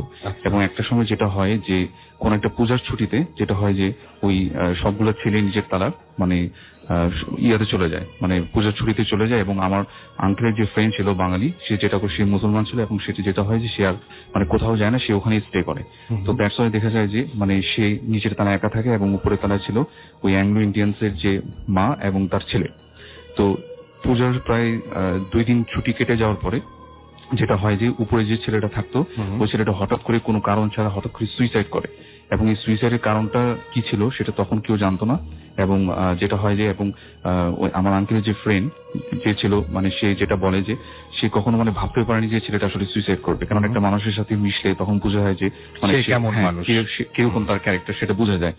কোনো মানে কারণ ছাড়াই সে সুইসাইড করে, এবং যেটা হয় যে ওই যে তার সাথে যে তার মা থাকতো তাদের যে বাসার উপরে, সে যেটা হয় যে ওনারা দুইজনই থাকতো এবং ওনাদের ম্যাক্সিমাম যে রিলেটিভস তারা ওই শহরের বাইরে থাকতো। এবং যে এই যে ছেলেটার মৃত্যুর কারণে যেটা হয় যে মানে ওদের যে শহরের বাইরে যারা রিলেটিভস থাকে তাদের মধ্যে মানে তার দুইজন মামা মানে ওই ইনস্ট্যান্টলি তখন ওই স্পটে আসতে পারে। এবং আসার পরে যেটা হয় যে ওই ছেলেটার মানে এই হঠাৎ করে মারা যাওয়ার কারণে তার মা হঠাৎ করে অসুস্থ হয়ে যায়, এবং এই অসুস্থ হয়ে যাওয়ার কারণে তার মামা দুইজন যে মামা আসে তারা ওই তার মাকে নিয়ে হাসপাতালে ভর্তি করে।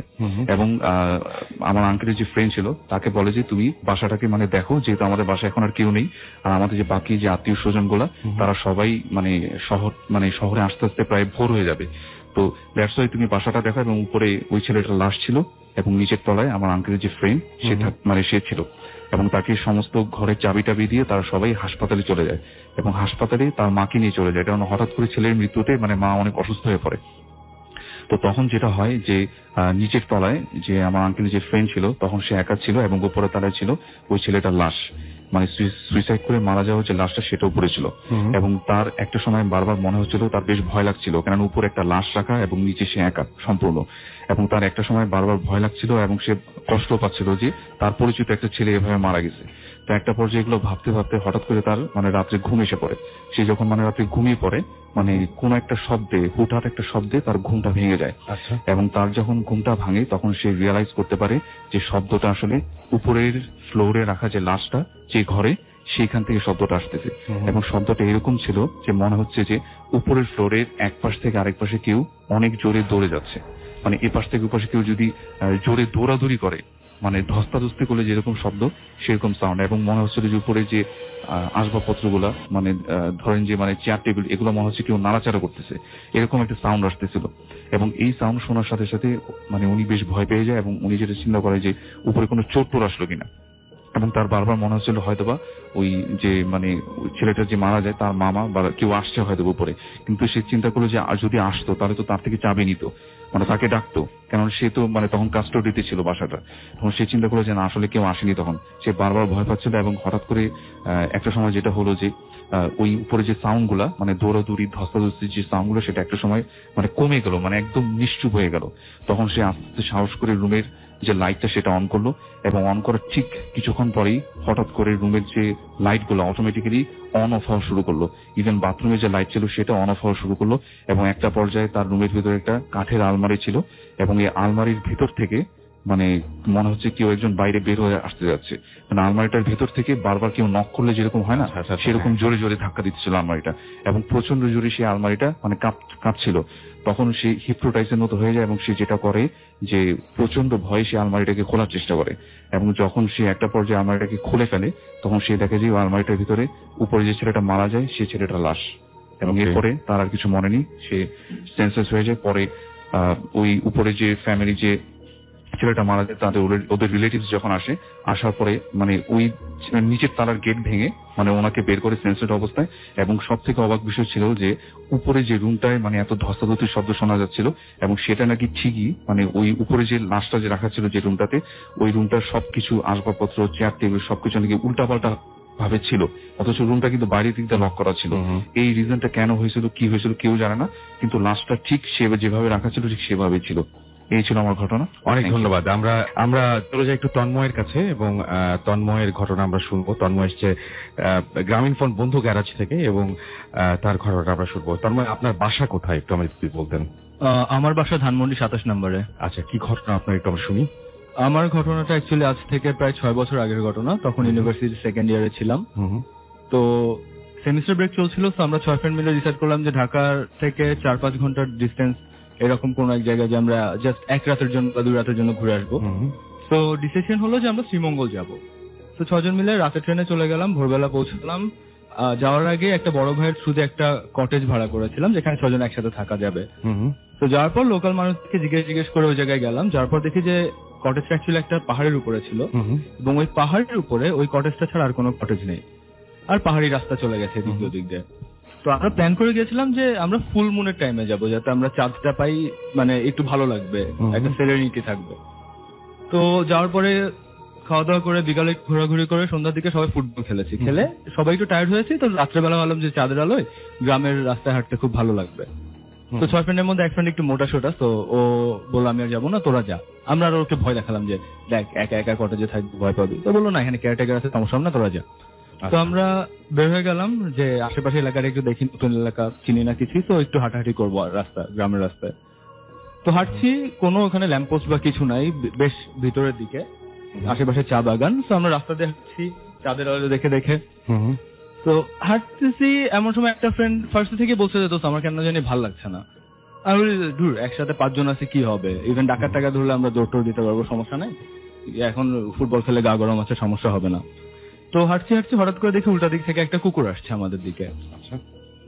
কুকুরটা এসে আমাদেরকে ফলো করা শুরু করলো। একটু সে সামনে যায়, একটু আমাদের পিছে পিছে আসে, দেন আমাদের সাথে সাথে হাঁটে।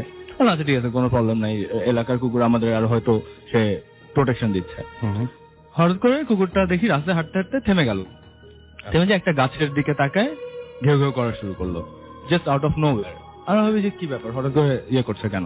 তো আমরা বিষয়টাকে আর পাত্তা দেননি, পাত্তা না দিয়ে আমরা হাঁটা শুরু করলাম। কুকুরটা খানিকক্ষণ গাছের দিকে তাকায় ঘেউ ঘেউ করে, দেন আবার আমাদের পিছে পিছে চলে আসলো। একটু পর দেখি আবার কি কাহিনী, আর একটা গাছের দিকে তাকায় ঘেউ ঘেউ করছে। আমরা আর পাত্তা দিই না যে সেম সিমিলার কাহিনী একটু আগে হয়েছে, সেই কুকুরটা মনে হয় মাথায় সমস্যা আছে। তো আমরা আরো আগালাম, কুকুরটা আর আসলো না, সে ওই জায়গায় স্টপ হয়ে দাঁড়ায় থাকলো। তো আমরা বেশ চলে আসছি, টায়ার্ড লাগছে, সারাদিন জার্নি করেছি, খেলাধুলা করেছি, তো ভাবলাম ফেরত যাই। তো রাত 10:30টার দিকে, তখন আর ওই এলাকায় তো মানে ট্রান্সপোর্টেশন পাবো কিনা জানি না। তো আমরা আবার ঘুরলাম বেশ খানিকটা সামনে, যে যেখানে কুকুরটা থেমে গেছে তার থেকে বেশ খানিকটা সামনে গিয়েছিলাম, ওখান থেকে ঘুরে আসবো। এমন সময় দেখি দূর থেকে একটা রিক্সা আসতেছে। তো ভাবলাম আচ্ছা ঠিক আছে, রিক্সাটাকে যদি কোনোভাবে পসিবল হয় যে 5 জন একসাথে উঠে কোনোভাবে যদি যাওয়া যায়। আসতে এর মধ্যে আমরা গল্পে একটু অমনস্ক হয়েছি, হঠাৎ করে দেখি যে রিক্সাটা নাই। It was coming towards us, but out of nowhere just হঠাৎ করে তাকে দেখি রিক্সাটা নাই, বাট কুকুরটা সেই গাছের ওখানে দাঁড়িয়ে আছে। ওকে। তো আমরা হাঁটছি হাঁটছি, রিক্সাটা নাই, ওটা আসলে তখন তেমন একটা ইয়েতে লাগে না আমাদের কাছে। তো এরপরে দেখি যে কুকুরটা আবার আমাদেরকে ফলো করে, আমরা যে ফার্স্ট যে গাছটার কাছে সে চিল্লাচ্ছিল সেখানে এসে থেমে গেল, এবং সেখানে আগে থেকে আরো 2টা কুকুর এসে জমা হয়েছে।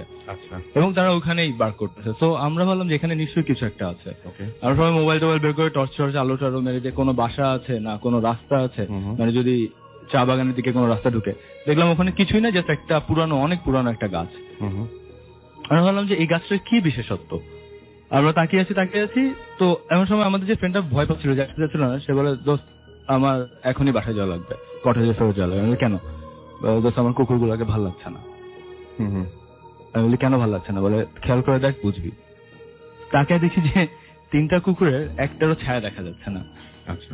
আমরা জিনিসটা ডাবল চেক করার জন্য নিজেদের পায়ের দিকে তাকলাম যে আমাদের ছায়া কি দেখা যায়। দেখি হ্যাঁ, চাঁদ যেহেতু আছে আমাদের ছায়া ঠিকই দেখা যাচ্ছে, কিন্তু কুকুরগুলার ছায়া দেখা যাচ্ছে না।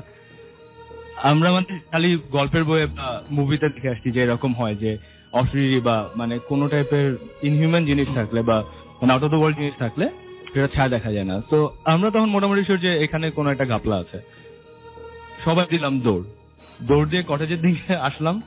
তো আমি জানি না যে অ্যাকচুয়ালি আমরা সিচুয়েশনের কারণে ছায়া দেখিনি নাকি আসলেও ছায়া ছিল না, বাট আমরা সিভিয়ার লেভেলে মানে কখনো এরকম আপনারা যারা ছিলেন তারা কেউই আসলে ওই কুকুরগুলোর কোনো ছায়া আমরা দেখেন নাই। কেউই দেখি এবং আপনারা নিজেদের আপনারা চেক করার জন্য আপনারা নিজেদের আমরা নিজেদের ছায়া চেক করেছি, করে দেখেছি যে আমাদেরটা দেখা যাচ্ছে। কি মনে হয় ঘটনাটা আসলে প্যারানর্মাল ছিল বলে আপনি তো ধরে নিচ্ছেন না কিনা, আপনি বিশ্বাস করেন আমি না এগুলো? কুকুর প্যারানর্মাল ছিল কিনা জানি না, তবে এলাকাটার অবশ্যই কোনটা ঝামেলা ছিল, না হলে কেন কুকুরগুলো এরকম উইয়ার্ড বিহেভ করবে, কেন তাদের ছায়া দেখা যাবে থ্যাংক না। You so much. আমাদের এখানে অনেকেই এর আগে এসেছেন, তাদের মধ্যে অনেকের কাছেই শুনেছি যে জিন যেভাবে আমাদের সামনে আসে তার মধ্যে একটা খুব মানে দুটো খুব কমন বিভিন্ন রূপ নিয়ে তারা আসে এবং এটা হয়েই থাকে। আমার যে পেজটা রয়েছে ফেসবুক পেজ, তবে তার আগে আমাদের একটা ব্রেক দিতে হবে এবং ব্রেকের আগে আমরা আরো একটা ঘটনা পড়বো এবং সেই ঘটনাটাকে ইমেল যে ঘটনাটা পড়তে চাই, কারণ অনেক ঘটনা জমে গেছে।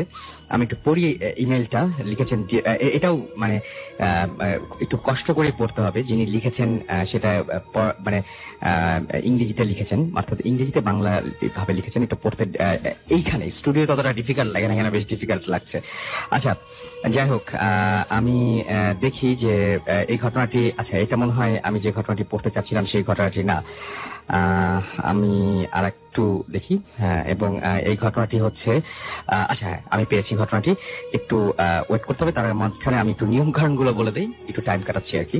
সেটা হচ্ছে যে আমাদের ইমেল করতে চান তাহলে আমাদের ইমেল অ্যাড্রেস হচ্ছে bhutfm@radio40.fm, which is bhwtfm@radio40.fm। আপনার নাম, ঠিকানা এবং ফোন নাম্বার সহ আপনার জীবনে ঘটে যাওয়া সেরা ঘটনা লিখে পাঠিয়ে দিন আমাদের কাছে।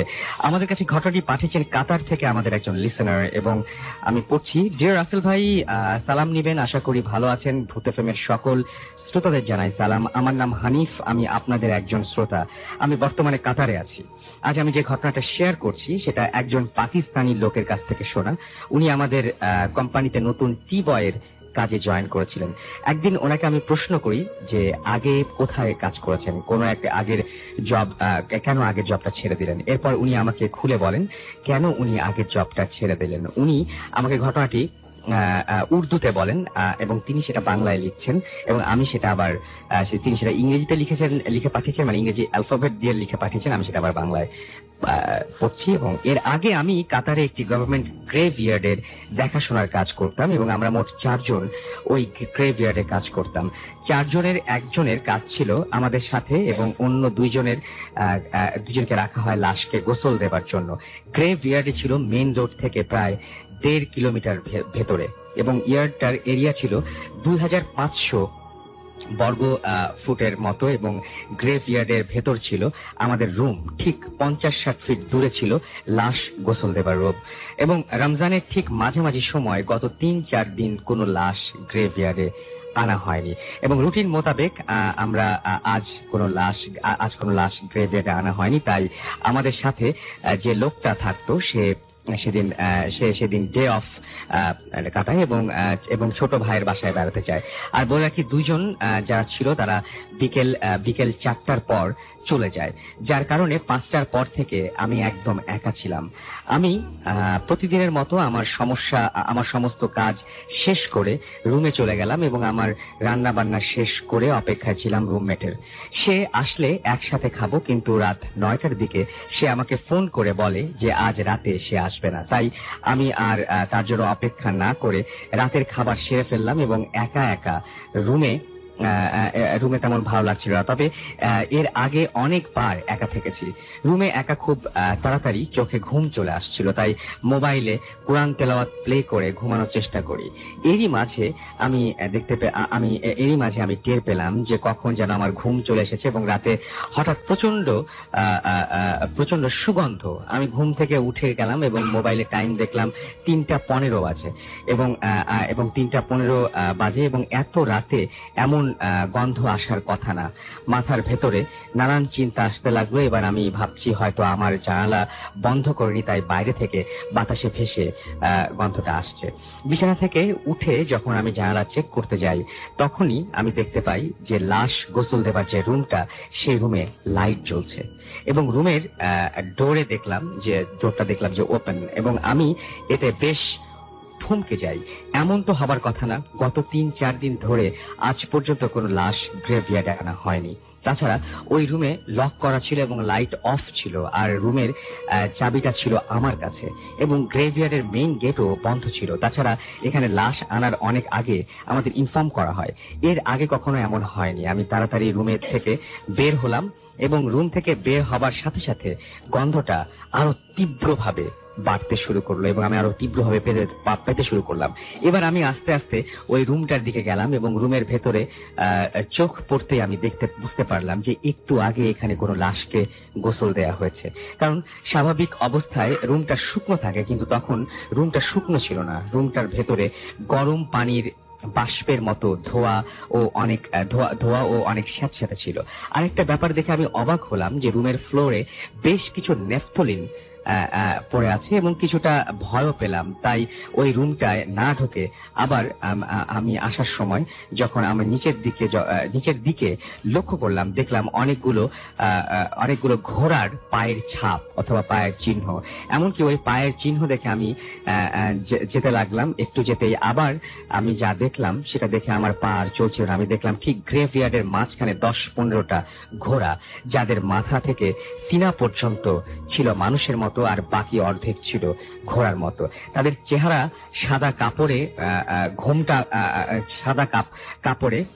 ঘোমটা করা ছিল এবং একটু পরপর ওদের থেকে অদ্ভুত একটা ঘুনঘুন শব্দ আসছিল।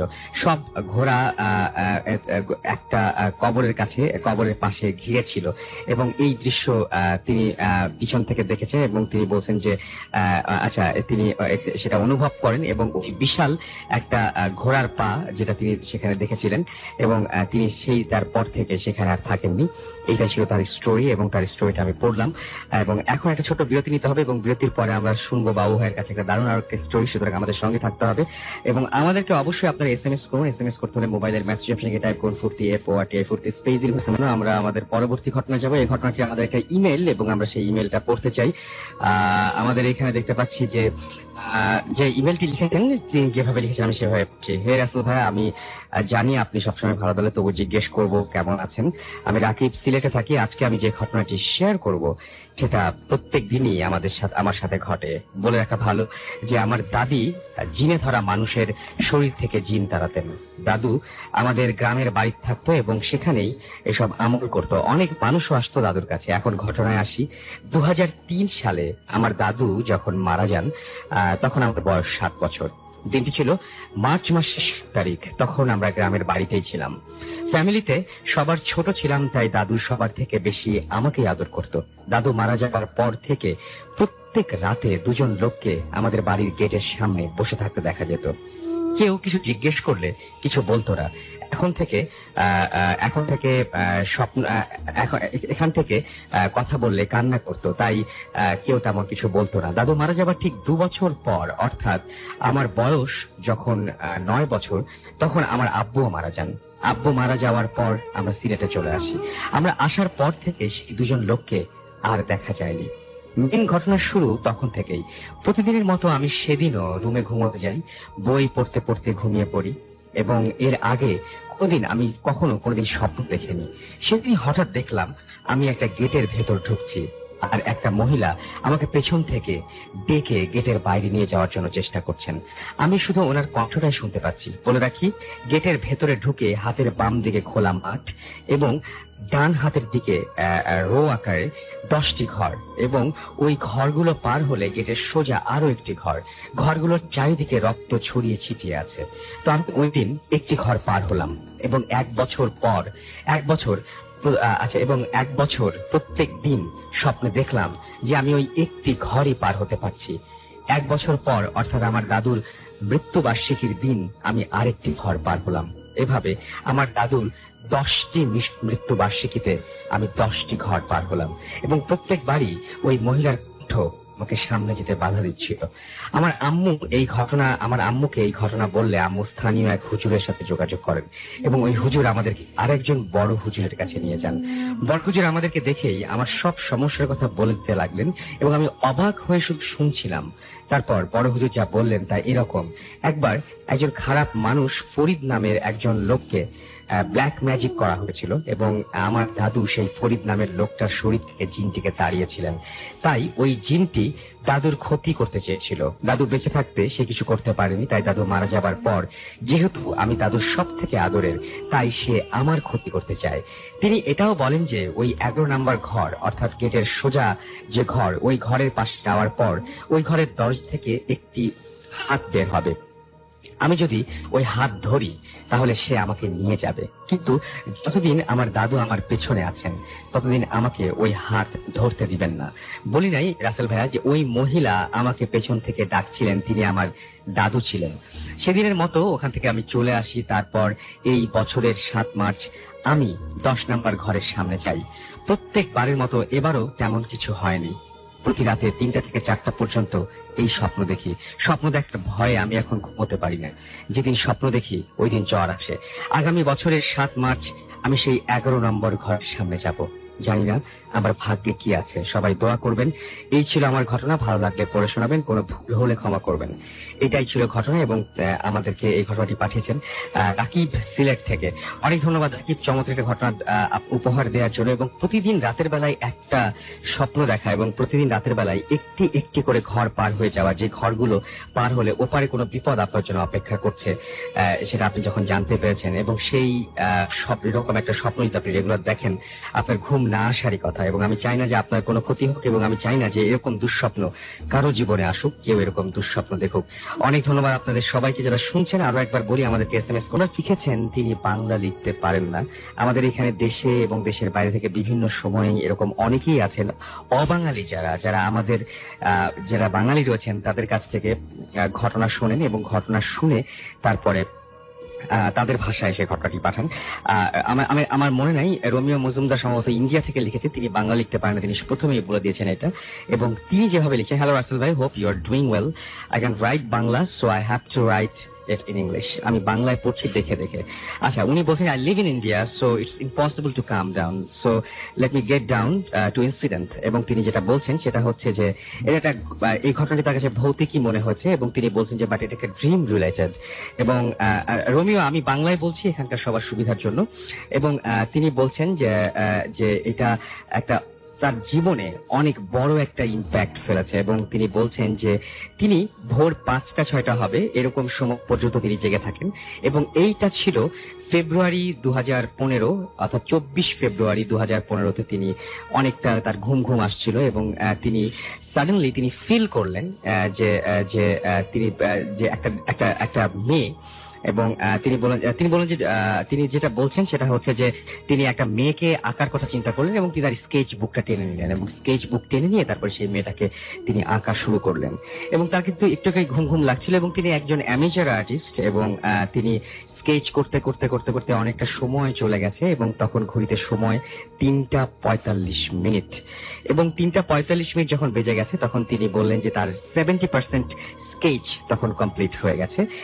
এবং তিনি বললেন যে তারপরে কিন্তু স্টেটাস এসেছে, I was sketching the hairs and suddenly I slept and I saw a dream. কি ছিল সেই ড্রিমের মধ্যে? তিনি দেখলেন যে তিনি একটা গ্রেভইয়ার্ডে দাঁড়িয়ে আছেন, ঘুমের মধ্যে স্বপ্নে দেখছেন, কিন্তু তিনি স্কেচ করতে করতে তিনি ঘুমিয়ে পড়েছিলেন। 70% স্কেচটা হয়ে গিয়েছিল এবং তিনি বলছেন যে তিনি দেখলেন একটি মানুষ, যে মানুষটি কবর খুঁড়ছে এবং তিনি জানেন না যে সেখানে কি ঘটতে যাচ্ছে। এবং তিনি ধীরে ধীরে ধীরে ধীরে সেই কবরটির কাছে এগিয়ে গেলেন এবং খুব কাছে চলে গেলেন এবং তিনি বুঝতে পারলেন যে কেউ একজন মারা গেছে। এবং সে এবং সেই লোকটির কাছে যেতেই সেই লোকটি একটি দিক দেখিয়ে দিল এবং তিনি দেখলেন যে একটা বডি সেই কবরের মধ্যে রয়েছে। এবং তিনি যখন আরো কাছে গেলেন তখন তিনি দেখলেন সেই বডি, যে মৃতদেহটি রয়েছে, সেই মৃতদেহটির যে ফেস তিনি দেখলেন, ফেস দেখার সঙ্গে সঙ্গে তিনি পাথর হয়ে গেলেন, কারণ তিনি দেখলেন যে একটা মেয়ে সেই কফিনটার মধ্যে শুয়ে আছে এবং তার হাফ ফেস ভিজিবল ছিল, মুনলাইট ছিল সেদিন। এবং তিনি বলছেন যে অল অফ এ সাডেন তিনি বুঝতে পারলেন যে এই জায়গাটা, তিনি বুঝতে পারলেন যে এটা খুবই হন্টেড কোন একটা ঘটতে যাচ্ছে। তার জন্য এই মেয়েটি, যে মেয়েটি কফিনে শুয়ে আছে, সেই মেয়েটির চোখের রং কমলা রঙের এবং তিনি জাস্ট অনেক ভয় পেলেন। এবং তিনি সেই সময় তিনি হঠাৎ করে দেখলেন যে সেই মেয়েটি, যে মেয়েটিকে কফিনে শুয়ে থাকতে দেখছেন, যে মেয়েটির চোখের রং কমলা, সেই মেয়েটি হঠাৎ করে বলল যে at the time you complete my face you will die। ঠিক ওই মুহূর্তে কমলা রঙের চোখের সেই মেয়েটি কফিন থেকে বলে উঠল, the time you complete my face you will die. এবং সঙ্গে সঙ্গে তার এত বেশি ভয় লাগলো, তিনি সঙ্গে সঙ্গে ঘুম থেকে উঠে পড়লেন এবং উঠে পড়ে স্কেচের খাতাটা নিচে থেকে টেনে নিলেন। অ্যান্ড গেস হোয়াট, স্কেচে যে মেয়েটার 70% ড্রয়িং হয়ে গিয়েছিল, 30% বাকি ছিল, এই মেয়েটি এবং কফিনে শুয়ে থাকে সেই মেয়েটি সেম। এবং সেই মেয়েটি তাকে বলেছিল যে এই স্কেচটা তুমি যদি কমপ্লিট করো তাহলে তুমি মারা যাবে। এবং আপনি আমাদের ফেসবুক পেজে গিয়ে সেই মেয়েটির ছবিটা দেখতে পারেন।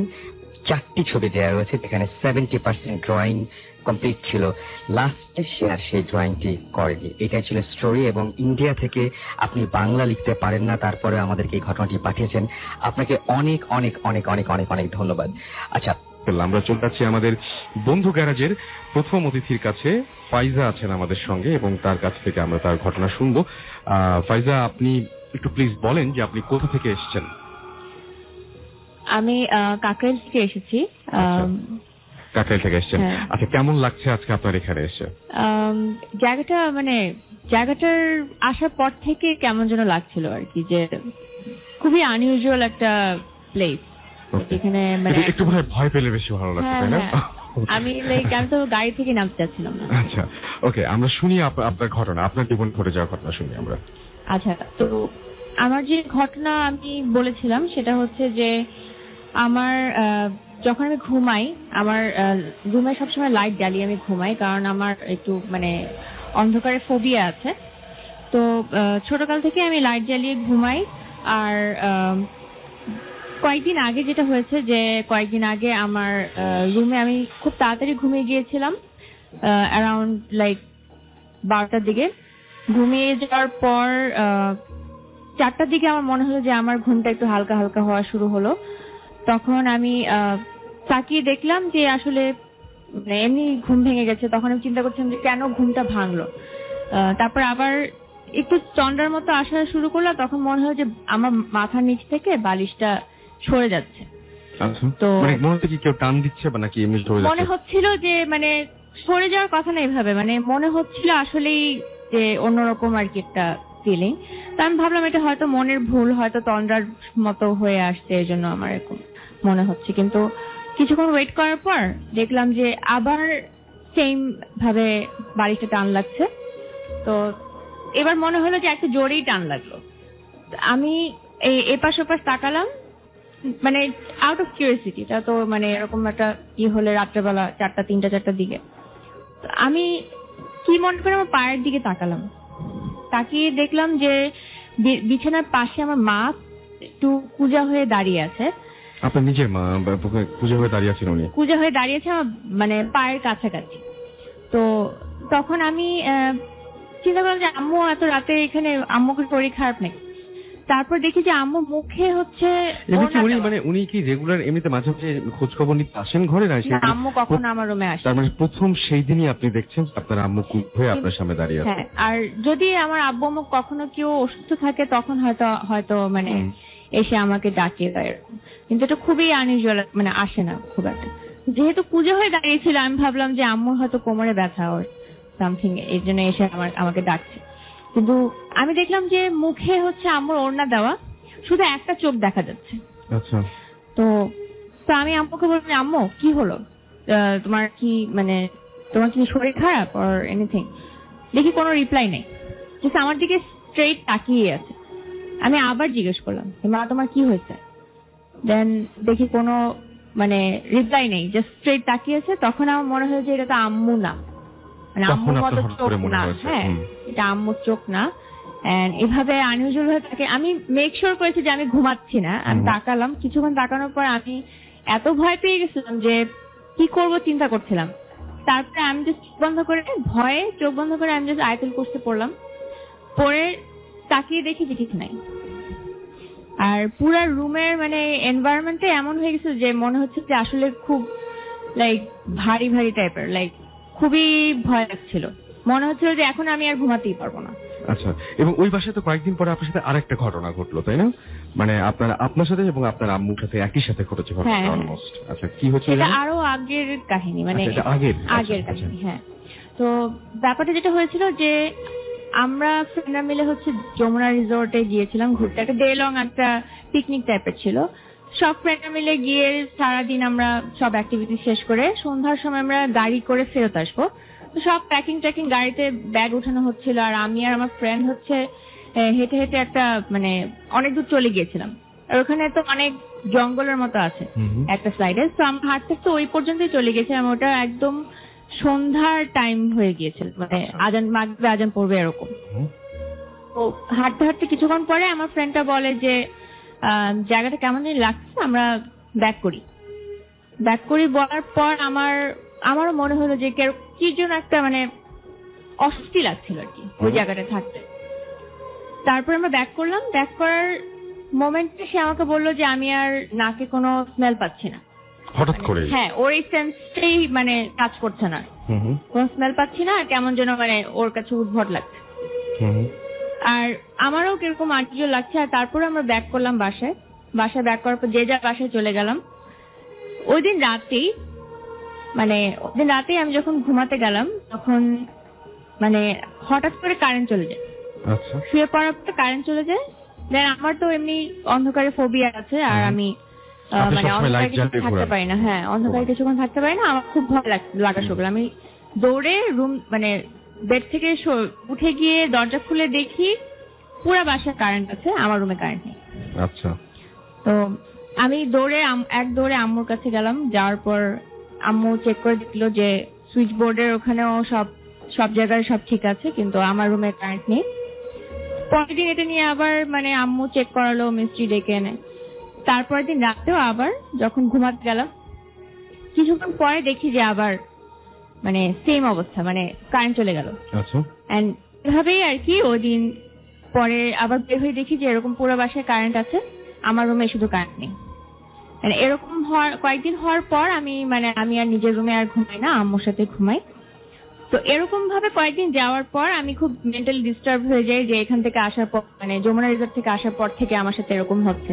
আর আমার ওই ফ্রেন্ডেরও সেম অবস্থা যে ও আর কোনো স্মেলই পাচ্ছে না। তো এরকম অবস্থা হওয়ার পর আমি একটু ডিস্টার্ব হয়ে যাই। আর কয়েকদিন পর আমি আমার ইউনিভার্সিটিতে যাই। তো আমার আম্মু এটা হচ্ছে আমার আম্মুর সাইডের কাহিনী। যে একদিন আমি নর্সাতে গেলাম, যাওয়ার পর হচ্ছে আম্মু গাড়ি পাঠায়নি। যেটা হয়েছে যে আমি আম্মুকে ফোন দিয়ে বললাম যে আম্মু তুমি গাড়ি পাঠালেন কেন? আম্মু বললো যে তুমি তো বাসায় বসে বসে পেইন্টিং করছিলে, আমি দেখলাম। তুমি তোমার রুমে না, তুমি তো নর্সাতেই যাও নাই।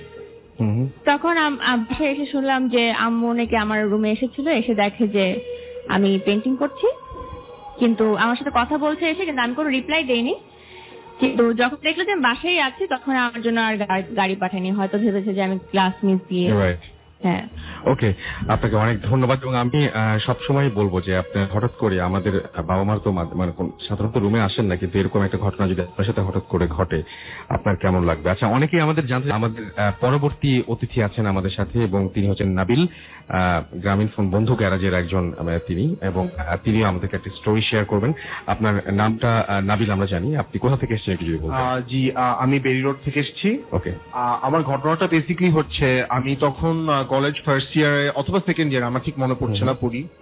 তো আমি তখন কলেজের পরে সবসময় কোচিং ক্লাসেস করতাম। আর যখন কোচিং ক্লাসেসটা করতাম তখন বাসায় আসতে আসতে প্রায় সন্ধ্যা 8টা, 8:30 বা 9টা বাজতো। আমি যখন একদিন বাসায় আসি হঠাৎ করে, আসার পরে আমি আম্মুকে বলি যে মা আমার খুব খারাপ লাগছে, আমি আজকে পড়ালেখা করবো না, বা আমি আজকে বেশিক্ষণ রাখবো না, আমি ঘুমিয়ে যাবো, আমি ডিনার করবো না। তো আমার আম্মা বললেন যে আচ্ছা ঠিক আছে ফাইন, ঘুমাও। এরপরে আমি যখন ঘুমাতে যাই তখন আমার কেন জানি হঠাৎ মনে হচ্ছে যে আমার শরীরটা মনে হয় একটু খারাপ লাগছে। আচ্ছা। হঠাৎ করে ঘুম আমার 12:30 বা রাত 1টার দিকে ঘুমটা ভেঙে যায়। ঘুম ভাঙার পর আমি দেখি যে আমার প্রচুর জ্বর বা গা জ্বলছে এরকম লাগছে। তখন আমি আমার রুম থেকে আম্মুকে ডাক দিই, আম্মু দৌড়ে আসেন। আসার পরে থার্মোমিটার নিয়ে আসলেন আমার জ্বর চেক করার জন্য। তো চেক করে উনি দেখলেন যে আমার প্রায় 106 ডিগ্রি জ্বর, যেটা আগে কখনো আমার আসলে হয় নাই। তো আমি বুঝছিলাম কিছু একটা উইয়ার্ড।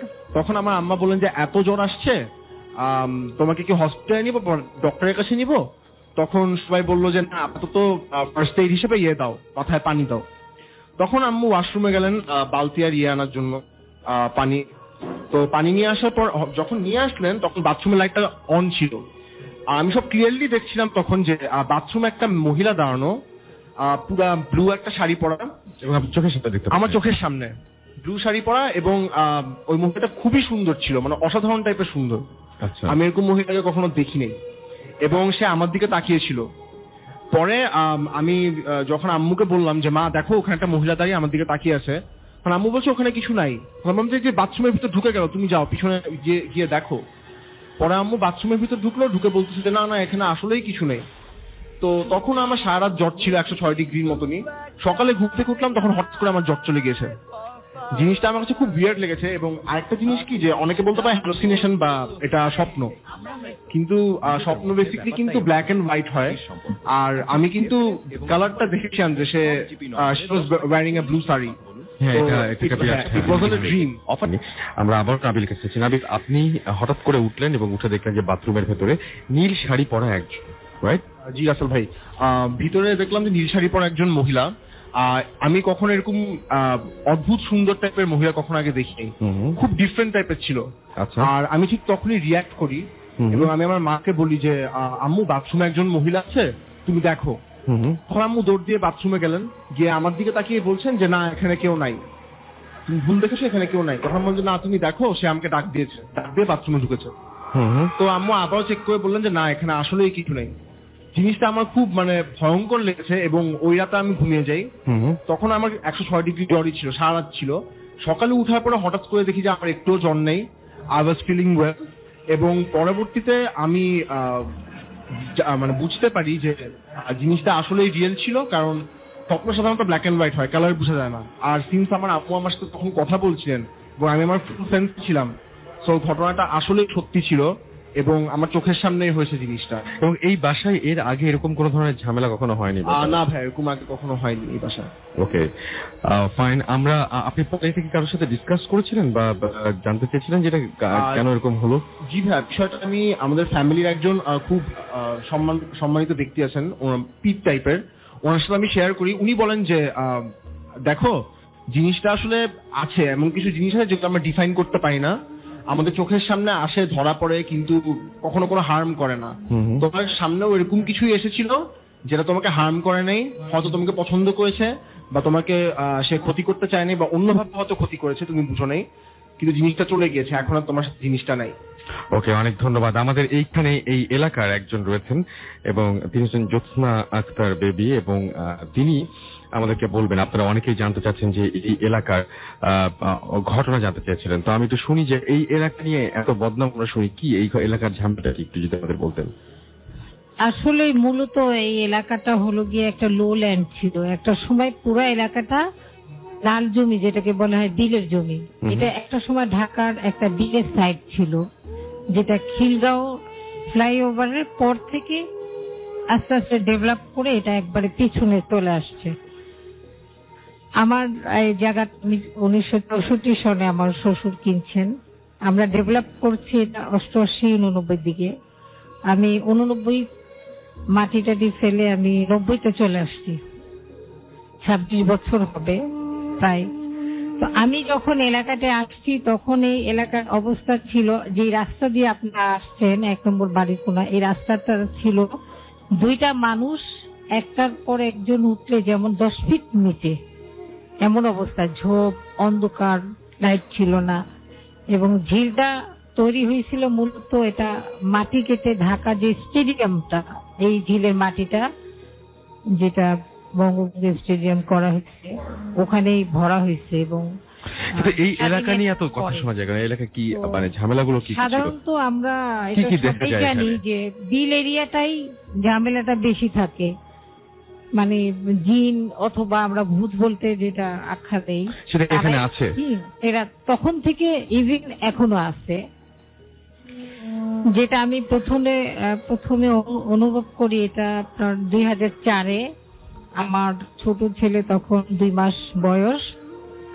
আমি সামাজিক কাজ করি এবং এলাকায় কোনো ঝামেলা হলে আমাকে বের হইতে হয়। অনেক সময় আমি একটু ছোটবেলার থেকে একটু সাহসী, যেহেতু আমি খুলনায় বড় হয়েছি, মফস্বল শহরে গ্রামে, আমার ওই সাহসটা আছে। কেউ রাতে আওয়াজ হলে আমি বের হয়ে যাই, এটা আমার একটা অভ্যাস হয়ে গেছে যে কেউ বিপদে পড়লো কিনা। স্কুল লাইফ থেকে আমি সোশ্যাল ছিলাম। তো একদিন আমি রাত্রে দেখি যে আমার মনে হলো তখন চতুর্দিকে পানি। আমাদের এই এলাকা ওই বন্যার সময় অথবা বর্ষা হলে জোয়ারের পানিটা চলে আসতো এদিকে টঙ্গী এরিয়াটা, পুরা এরিয়া মনে হতো যে আমাদের বাড়িগুলি নদীর মাঝখানে একটু একটু করে যে ঘরগুলো এমনই লাগতো। তো তখন আমরা চলাফেরা করতাম শাখো দিয়ে। শাখোটা ছিল আপনার একটা শাখো ক্রস করে, ডাবল না, ওখান থেকে। তো 4টা শাখোর মুখ যেখানে আসছে কর্নারে বাড়িটা ছিল আমার। আমি বের হয়ে আমার মনে হইলো যে 2টা ছেলে এবং একটা মেয়ে। আমি আমার বাসার গেট খুলে দেখছি যে 2টা ছেলে একটা মেয়ে কথাবার্তা গুম গুম গুম গুম চেঁচামেচি করতেছে। কিন্তু সিচুয়েশনটা মনে হইলো হয়তো আমি ভাবছি যে হয়তো এটা গার্মেন্টস থেকে কাজ করে আসছে, মেয়েটাকে একটু ডিস্টার্ব করতেছে। কিন্তু আসলে বিষয়টা আমি পরে পরিষ্কার হলাম যে এটা ভুল। যেহেতু আমি ওইভাবে বিপদগ্রস্ত মানুষের হিসেবে বার হই, আমাকে ওইটা করে অবস্থার উপর আসলে ওখানে কেউ ছিল না, আসলে ওটা অন্য কিছু ছিল। আমি যখন ওদেরকে দেখলাম, আমি আমার দরজার থেকে ওরা যেখানে দাঁড়িয়ে ছিল এখানে আসার থেকে বেশি হলে আমার 3টা মিনিট সময় লাগছে। আমি জোরসে জোরসে চলে আসছি। আমি যত আসতেছি তত দেখছি ওরা ঝিলের দিকে যাচ্ছে, আওয়াজগুলি দূরে, যত যাচ্ছি আওয়াজগুলি দূরে যেতে যেতে পর্যন্ত আমি ওদের ওখানে গিয়ে আমি ডানে দেখলাম শাখো খালি, বামে খালি, সামনে খালি, আর আরেকটা তো আমি নিজেই দাঁড়ানো বাসার থেকে যেটা সংযোগ ছিল। তো তখন আর আমি কাউকে পাই নাই। রাতটা ছিল তখন প্রায় 2টা, আর এটা এরকম 10-20 হবে। তখন আমার আম্মা আমাকে পিছন দিয়ে ডাক দিয়ে বললো, তুমি এত রাতে এখানে কেন? আমি বলছি, আম্মা মনে হইলো যে কারা জানি। আম্মা ওখানে অনেক কিছু দেখছে, উনি বলছে যে কারা, এটা তো তুমি বুঝতে পারছো, তুমি যেহেতু এগুলি করো তোমাকে ওইভাবে শব্দ করে বের হয়ে নিয়ে আসছে, বাচ্চা ছোট আর বের হয়েও না। অনেক ধন্যবাদ আপনাকে। আমাদের আরো কিছু SMS এসছে, আমরা একটু 40 নাম্বার তনুর কাছে তার ঘটনা শোনার জন্য। এবং হ্যাঁ, তনু এসছেন গ্রামীণ ফোন বন্ধু গ্যারাজ থেকে। তনু, আপনার বাসাটা কোথায় যদি আমাদের একটু বলতেন? শ্যামলী 2 নাম্বার রোডে। ওকে, আমরা যাই, ঘটনা শুরু। আমার ঘটনা হচ্ছে, যখন আমার বয়স 9 বছর, 9 কি 10 হবে, তখন আমি চট্টগ্রামে থাকি। আমার বাসা, যে বাসাতে থাকতাম আর কি, ওই বাসার গ্যারেজে ম্যাক্সিমাম টাইমে আমরা খেলাধুলা করতাম। তো ওই দিনকে ঘটনা, আমি আমার সাথে আমার 2টা কাজিন, 2টা ফ্রেন্ড এবং আমার এক ফ্রেন্ডের বড় ভাই, তো আমরা নিচে গ্যারেজে খেলছিলাম। তো খেলতে খেলতে হঠাৎ করে আমাদের মধ্যে আমার এক ফ্রেন্ড ও চিৎকার করে ওঠে। তো আমি তাকে জিজ্ঞেস করি যে কেন চিৎকার করলা কেন? তো ও বলতেছে যে আমরা কতজন? তো আমি বললাম যে আমরা তো এখানে 5 জন। তো বলছে ঠিক আছে 5 জন যখন, তো আমার পিছন দিয়ে এইমাত্র কে হেঁটে গেল? আমি বলতেছি যে কই, আমাদের পিছনে তো কেউ নেই। আমি আমার যে ফ্রেন্ড আরো 2টা কাজিন ছিল ওদেরকেও জিজ্ঞেস করলাম যে আমাদের পিছনে কি কেউ ছিল? তখন সে বললো যে না, আমাদের পিছনে কেউ ছিল না। তখন আমার ফ্রেন্ড, আমি ওকে যে আমাকে বললো যে আমাদের পিছনে কেউ ছিল কিনা, তাকে আমি জিজ্ঞেস করলাম কই, আমার পিছনে তো কেউ ছিল না।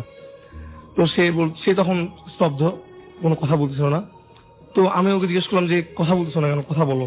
ও কোনো কথা বলছে না। আফটার 5 মিনিট কি 10 মিনিট পরে সে হঠাৎ করে হাসতে শুরু করলো। তো আমি তাকে জিজ্ঞেস করলাম যে হাসতেছো কেন? তো সে কোনো কথা বলতেছিল না তখনও। তো তখন আমি ওকে একটা থাপ্পড় মারি।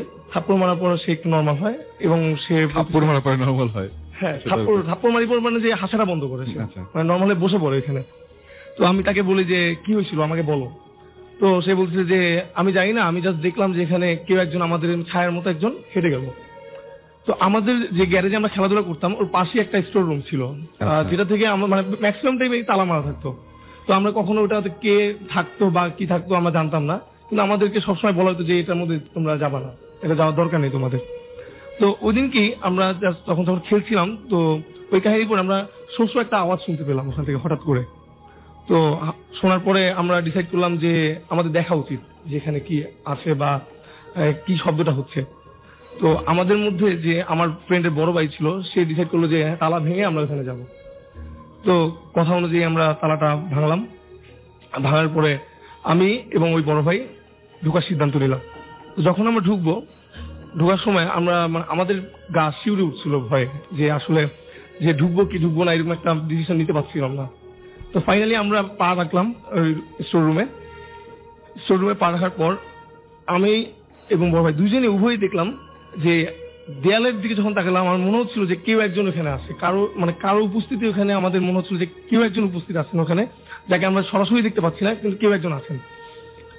তো আমি তখন বলতেছি ভাইয়া আমাদের কি ভিতরে যাওয়া উচিত কিনা, তখন বলতেছে ভাইয়া বলতেছে যখন আসছি একটু দেখে নেই যে আসলে কেউ থাকতে পারে, যারা হয়তো মানুষও হইতে পারে যে আমরা জানি না, যে এখানে আটকা পড়া আছে। তো আমি বললাম যে ভাইয়া যে মানুষ তো হবে না, কারণ আমি তো কাউকে দেখতে পাচ্ছি না, আপনিও কাউকে দেখতে পাচ্ছেন না, আমি শুধু ফিল করতেছি যেখানে কেউ একজন আছেন। হঠাৎ করে ওই যে শব্দটা আমরা শুনতে পাচ্ছিলাম সেই শব্দটা আবার শুনতে পেলাম, যে শব্দটা হচ্ছে। তখন আমি ভাইয়াকে বললাম ভাইয়া আমার এখানে থাকা পসিবল হচ্ছে না, আমি বের হয়ে যেতেছি। তো আমার ফ্রেন্ড যে চিৎকার করছিল যে সে কাউকে দেখছে, সে ওখান থেকে আমাদের ডাকছিল যে চলে আসো তোমরা এখানে থাকবে না, একটা ডেঞ্জারাস হতে পারে। তো আমি ভাইয়াকে বললাম ভাইয়া আপনি কি যাবেন না আমি বের হয়ে যাব? ভাইয়া বললে একটু ওয়েট করো আমি একটু দেখি। ঠিক যখন আমরা ওখান থেকে বের হয়ে চলে আসবো তখনই আমরা সেই শব্দটা আবার পুনরায় শুনতে পাই। ইভেন আমরা তখন আবার পিছনে তাকায় দেখি যে দেয়ালের উপরে আমরা মানুষ আকৃতির একটা আকৃতি দেখতে পাচ্ছি আসলে, কিন্তু কেউ নেই ওখানে। আসলে কি জিনিসটা ছিল সেটা আমার এখনো জানা নেই। ইভেন ওর পরপরই আমরা ওখান থেকে দূরে পালিয়ে যাই এবং তারপর থেকে আমরা ওখানে কখনোই যাওয়ার সাহস ঘটেনি। অনেক ধন্যবাদ আপনাকে। আমরা চলে যাব আমাদের কাজী ভাইয়ের কাছে এবং আমরা তার কাছে একটা ঘটনা শুনবো এবং আশা করছি আমাদের আরো একজন অতিথি এবং আমরা শুনবো তার ঘটনাটি। আশা করছি আপনাদের ভালো লাগবে। কাজী ভাই আপনার বাসা কোথায় একটু যদি আমাদের বলতেন। জি, আমার অফিস হচ্ছে বসুন্ধরা শীতলাকে। আমি সপ্তাহে 3 দিন সাইকেলে বাসা থেকে আসি, আর সাইকেলে আসি আর সাইকেলে ফিরে যাই। তো ওদিন একদিন অফিসে একটু কাজ বেশি ছিল, রাত প্রায় 9:30 বেজে গেছিল। সাইকেলটা অফিসে রেখে যাওয়া সম্ভব ছিল না, এই জন্য ভাবলাম সাইকেল নিয়ে ফিরি যত রাতি হোক। আমার যাওয়ার সময় রেডিসন থেকে আমি 2টা ফ্লাইওভারই, কুড়িলে একটা ফ্লাইওভার আছে, ক্যান্টনমেন্টের উপর আরেকটা ফ্লাইওভার, 2টা ফ্লাইওভার উপর দিয়ে সাইকেল চালিয়ে যাই। তো রেডিসনের পাশ দিয়ে যে ফ্লাইওভারটা ক্যান্টনমেন্টের ফ্লাইওভার, ওঠার সময় দেখি ফ্লাইওভারে অনেক আলো, দুই সাইডে অনেক ফ্লাড লাইট। এই জন্য আমি সাইকেলের যে টর্চটা ওটা চার্জ কম ছিল, আমি টর্চটা অফ করে দিয়ে ফ্লাইওভারে ওঠা শুরু করলাম। আস্তে আস্তে উঠছি, মাঝামাঝি ফ্লাইওভারে যখন মাঝখানে গিয়েছি এ সময় হঠাৎ করে আবিষ্কার করলাম যে গোটা ফ্লাইওভারে কোনো লাইট নেই। ফ্লাইওভারে কোনো লাইট নেই? আচ্ছা, ফ্লাইওভারে কোনো লাইট কয়টা হবে তখন মোটামুটি কয়টা বাজে? তখন 10টা রাত। এই সময় লাইট না থাকাটা খুব অস্বাভাবিক। হ্যাঁ। আচ্ছা, তারপরে আমি তখন তাড়াতাড়ি লাইটটা জ্বালানোর চেষ্টা করলাম সাইকেলের। এই সময় পিছনেও কোনো গাড়ি আসছে না, যে সামনে যে তার লাইটও আমি দেখবো। আবার ফ্লাইওভারের উল্টা পাশ দিয়ে শাঁসা করে গাড়ি আসছে আরেকটা লেন দিয়ে। এই সময় হঠাৎ করে দেখলাম ফ্লাইওভারের মাঝখানে আমার একটু সামনে অনেকগুলো বাচ্চা ছেলে, মানে হাইট গুলো মানে কিশোর টাইপের, হাইট গুলো বেশি না। এটা ফ্লাইওভারের উপরে? হ্যাঁ, ফ্লাইওভারের মাঝামাঝি তারা বসে আছে। আমার স্পিড একেবারে খারাপ ছিল না। আমি ভাবছি যে কি ব্যাপার, এরা এই রাস্তার মাঝখানে বসে আছে কেন? কত বছরের বাচ্চা হবে? তো 7-9 বছরের অনেকগুলো বাচ্চা ফ্লাইওভারের ঠিক মাঝখানে বসে। তা আমি একটু অবাক হলাম, এরা এখানে এত আনসেফ এই অবস্থায় বসে আছে কেন এরা। আমি ওদের ক্রস করব তার আগে পিছন থেকে একটা গাড়ি চলে আসলো এবং সেটা আলো দেখলাম যে আমি ওদের চাপা দিয়ে চলে গেল গাড়িটা। আমি একটু অবাক হলাম যে আল্লাহ, এত চাপা দিয়ে চলে গেল গাড়িটা। পিছনে ফিরে দেখলাম যে কিছুই নাই। তখন আমি যা বুঝলাম, আমি সাইকেলের গিয়ার গুলো বাড়িয়ে যত তাড়াতাড়ি পারি জাস্ট কোনোতে না তাকিয়ে বাসায় ফিরে গেলাম। বাসায় ফিরে যে তারপরে বাসার সবাইকে বললাম, তো ওনারাও বললেন যে এরকম ঘটনা ওনারা শুনেছেন কেউ কেউ, বা আশেপাশের কলিগদের পরে বললেও তারা বললো যে এরকম। হ্যাঁ, ওই এলাকায় তো অনেক ঘটনা আছে। আমি আপনাকে বলি যে আপনি যখন দেখেছিলেন আপনার কাছে কি সবকিছু খুব স্বাভাবিকই মনে হচ্ছিল? যে মানে লাইট তো ছিল না আপনি বললেন, বাট আপনার কাছে মনে হচ্ছিল যে কিন্তু ওই একটা মানুষের যদি পিছন দিক থেকে একটা জটলার পিছন থেকে যদি লাইট আসে, ওই দিক থেকে যে গাড়িগুলো আসছিল সেই লাইট আমি দেখছি যে ওখানে কিছু লোকজন বসে আছে এবং তারা খুব স্বাভাবিক মানুষের মতো, তাদের মধ্যে কোনো অস্বাভাবিক মানুষই মনে হয়েছিল, এবং গাড়ি টাড়ি সবকিছু যাচ্ছে রেগুলার, সবকিছু মানে সবকিছুই ঠিক আছে, শুধুমাত্র যখন দেখলেন যে গাড়িগুলো চাপা দিয়ে চলে যাওয়ার পরে কোনো কিছু ঘটলো না, তখন আপনার খটকা লাগে। দেখেই আমি বুঝতে পারলাম যে কিছু একটা হচ্ছে, আমি আর স্টে করে চলে আসছি। এটাকে আপনার জীবনে প্রথমবারের মতো এবং শেষবারের মতো ভয় পাওয়া এক্সপিরিয়েন্স আছে। সেটা কি ঢাকাতে না, সেটা খুলনাতে। আমি সেগুলো এখন বলতে যাচ্ছি না, ভয়ই লাগবে আমার। আচ্ছা, ওকে ওকে ওকে, আমরা তার মানে আরেকটু সময় লাগবে, আমরা পরে আবার আপনার কাছে ফিরে আসবো, কোনো সমস্যা নেই। আমরা চলে যাই একটু আরেকজন আমাদের অতিথি আছেন ডেরিক ভাই, আমরা তার কাছে একটু যাচ্ছি। এবং আপনি প্লিজ যদি বলতে যে আপনি ঢাকায় কোথায় থাকেন? আমি ঢাকায় উত্তরায় থাকি। উত্তরায় থাকেন, আচ্ছা। তো মানে মোটামুটি ওই রাস্তাটা তো খুব ডেঞ্জারাস, হ্যাঁ, একটু যদি বলতেন আপনার সাথে যে ঘটনাটা ঘটেছে সেই ঘটনা যদি একটু বলতেন আমাদেরকে। আমার ঘটনা ঠিক এই ঢাকার উত্তরের সেই রাস্তায় না, আমি হচ্ছে যে ঘটনাটা বলতে যাচ্ছি এটা আসলে আমি শোনা হচ্ছে শ্রীলঙ্কার আমার কিছু ফ্রেন্ডের কাছ থেকে। আচ্ছা। তো এটা হচ্ছে আসলে সুনামি এফেক্টেড যে এরিয়াটা আছে, ওই এরিয়াতে আসলে এত মানুষ মারা গেছে যে ওখানে মানে অনেক গল্প আছে এরকম যে ওই রাতের বেলা হচ্ছে ওই টাইমে আসলে বিচের আশেপাশে কেউ যায় না। তো যেই গল্পটা আমি শুনছিলাম যে হচ্ছে এখানে একটা লোক ছিল, তার বাচ্চাকে নিয়ে একটি ব্রিজ ক্রস করছিল। তো এই ব্রিজটা ক্রস করার সময়, এই ব্রিজটা আসলে আন্ডার কনস্ট্রাকশন ছিল, তো একটা ছোট চিকন মাথা ছিল, যে মাথা আর পাশে একটা রেলিং ছিল, রেলিংটা ধরে লোকটা তার বাচ্চাকে কোলে নিয়ে সে হচ্ছে পার হচ্ছিল। ঠিক পার হওয়ার সময় সে মানে দেখতে পারলো যে বাচ্চাটা একটু নড়াচড়া করতেছে। তো নড়াচড়া করার সময় সে বাচ্চাটাকে ঘাটের কাছে টাইট করে ধরে তারপর আবার পার হওয়া শুরু করলো। কিন্তু কিছুক্ষণ পরে বাচ্চাটা আবার নড়াচড়া করতেছে, আর এমন ভাবে নড়াচড়া, ভঙ্গিটা এমন যে হচ্ছে যখন বাচ্চারা হচ্ছে কারো কোলে যেতে চায় তখন দু হাত যেভাবে বাড়িয়ে দেয়, ঠিক ওভাবে ঘাড়ের কাছ থেকে পিছনে হাতটা বাড়িয়ে দিচ্ছিল। লোকটা ওইটা ফিল করার পরে, যেহেতু ব্যালেন্সের জন্য হচ্ছে এই ছোটখাটো ভঙ্গি হচ্ছে অনেক ইয়েতে পড়ে, যে ওই জিনিসটা ফিল করার পরে সে হচ্ছে পিছনে তাকায় দেখে যে ওইখানে একটা মহিলাকে দেখতে পেয়েছিল, যে মহিলাটা হচ্ছে ভেসে ভেসে লোকটার পিছনে হচ্ছে আসতেছে, আর ওনারও হাতটা ওই মহিলারও হাতটা বাড়ানো ওই বাচ্চাটাকে কোলে নিতে যাচ্ছে। তো এই লোকটা ওইটা দেখে অনেক বেশি ভয় পেয়ে যায়, পেয়ে হচ্ছে সামনের দিক লাগায় তাড়াহুড়ো করে ব্রিজটা ক্রস করে যখন পিছনে তাকায় দেখে যে এমন কোনো মহিলা আসলে পিছনে নাই, কেউই নাই আসলে ওখানে। আসলে এই ব্যাপারটা আসলে যেটা বোঝা যায় যে এখানকার এই মিথটা যেটা, এটা হচ্ছে আসলে মারা যাওয়ার পরে আমরা সবাই ভাবি যে হয়তো আমরা কেউ কাউকে চিনবো না, কিন্তু অনেকটা হতে পারে যে একটা বাচ্চা তার মায়ের হচ্ছে ভালোবাসা এমনই গভীর যে ইভেন মৃত্যুর পরেও হয়তো রয়ে যায় কিছু, যেহেতু এই দুর্ঘটনায় অনেক মানুষ মারা গেছে, সে হয়তো হচ্ছে তার বাচ্চাকে অনেক মিস করে, সেই জন্য হয়তো হচ্ছে বাচ্চাদেরকে দেখে সেরকম হচ্ছে নিতে চায় সেরকম। এটা কোন এলাকার ঘটনা বলেন? এটা হচ্ছে সুনামিতে, সুনামির পরে হচ্ছে শ্রীলঙ্কা নর্দার্ন এরিয়া। আচ্ছা, বন্যার কাছে তার মানে এরকম কাছাকাছি একটা সুনামি নিয়ে এক ঘটনা আছে, আমরা বন্যার কাছে একটু যাই এবং সেই ঘটনাটা একটু শুনে আসি। বন্যা এসছেন বন্ধু গ্যারাজ থেকে, গ্রামীণ ফোন বন্ধু গ্যারাজ থেকে তিনি এসছেন এবং তার ঘটনাটা প্রায় কাছাকাছি, আমরা তার কাছে তার ঘটনাটা শুনবো। আপনার বাসাটা কোথায় একটু প্লিজ যদি বলতেন আগে। আমি মিরপুর 10-এ থাকি। আচ্ছা, শুনি আপনার ঘটনা। কোথায় ঘটেছিল ঘটনাটা? ঘটনাটা ঘটেছিল, আমি ইন্ডিয়াতে গিয়েছিলাম সুনামির পর ওই সময়টাই। তো ইন্ডিয়াতে একটা এরিয়া, সিটি থেকে একটু বাইরে, ওই জায়গাটা গ্রামের মতো কিছুটা। তো সেখানে সুনামির পরে আমি আমার এটা অনেকে বুঝতে পারবেন না কোন জায়গায় পড়ছে, ইন্ডিয়ার কোন স্টেটে একটু যদি বলতেন আমাদেরকে। ইন্ডিয়াতে অ্যাঙ্গাসের জায়গাটার নাম অ্যাঙ্গাস। আচ্ছা, কোন স্টেট আপনি মনে হয় বলতে পারবেন না? আচ্ছা, ওকে, ছোটবেলায় গিয়েছিলাম। ওকে। তো সেটা শহর থেকে একটু দূরে গ্রাম এরিয়াতে। তো সেখানে আমার এক আত্মীয় থাকে, তো সেখানে যে একজন মেয়ে কাজ করতো, তো সেই মেয়েটা ছিল সাউথ ইন্ডিয়ান। তো সে সুনামিতে মারা যায়।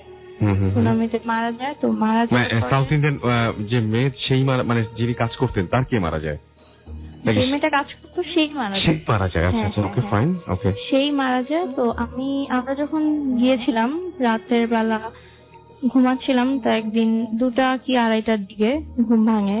তো ঘুম ভেঙে উঠলাম, ওয়াশরুমে যাওয়ার জন্য উঠেছিলাম। তো তখন উঠে দেখলাম যে সামনে মাছের মতো জায়গা, গেটের ভিতরেই কিন্তু ঘরের সামনেই মাছের মতো জায়গা। তো সেই জায়গাটা মনে হলো যে ছায়ার মতো কিছু দেখলাম আর সাউন্ড শুনলাম, কিন্তু আমি সেদিন রাতে আর কিছু দেখিনি বা হয়নি।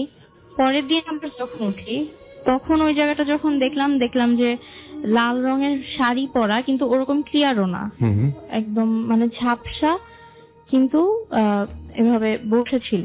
আচ্ছা, ওখানে বসেছিল। তো আমি যখন মানে ওভাবে না দেখার ভান করে, তো রাতের বেলা আমি ছোট অনেক, তো না দেখার ভান করে আমি চলে আসি। আচ্ছা। আবার আরেক মানে শুধু দেখেছিলাম ঝাপসা, কিন্তু পরের দিন যখন আমি আবার রাতে উঠি তখন দেখেছিলাম মানে তার ফেসটা দেখা গিয়েছিল ওই দিন।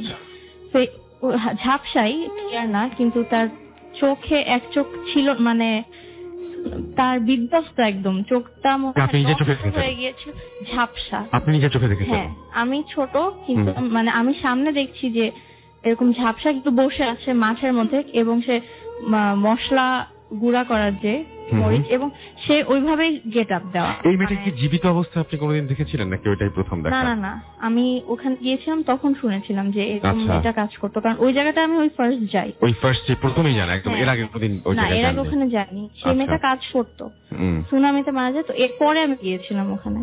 তো ওরকম চোখটা ওভাবে মানে নষ্ট হয়ে গেলে যা যেরকম ওরকম ফেসটা, তো ওরকম খুবই ভয়ঙ্কর লাগার কথা। হ্যাঁ, এবং আমি যে চিৎকার করব সেই রকম পরিস্থিতিও মানে এত ভয় পেয়ে গেছি। হ্যাঁ, যারা শুনছেন তারা একটু কল্পনা করবেন, মেয়েটার মুখ আরো ভালো লাগবে আপনাদের শুনতে। চিৎকার করব আমি, সেটাও আমি করতে পারিনি।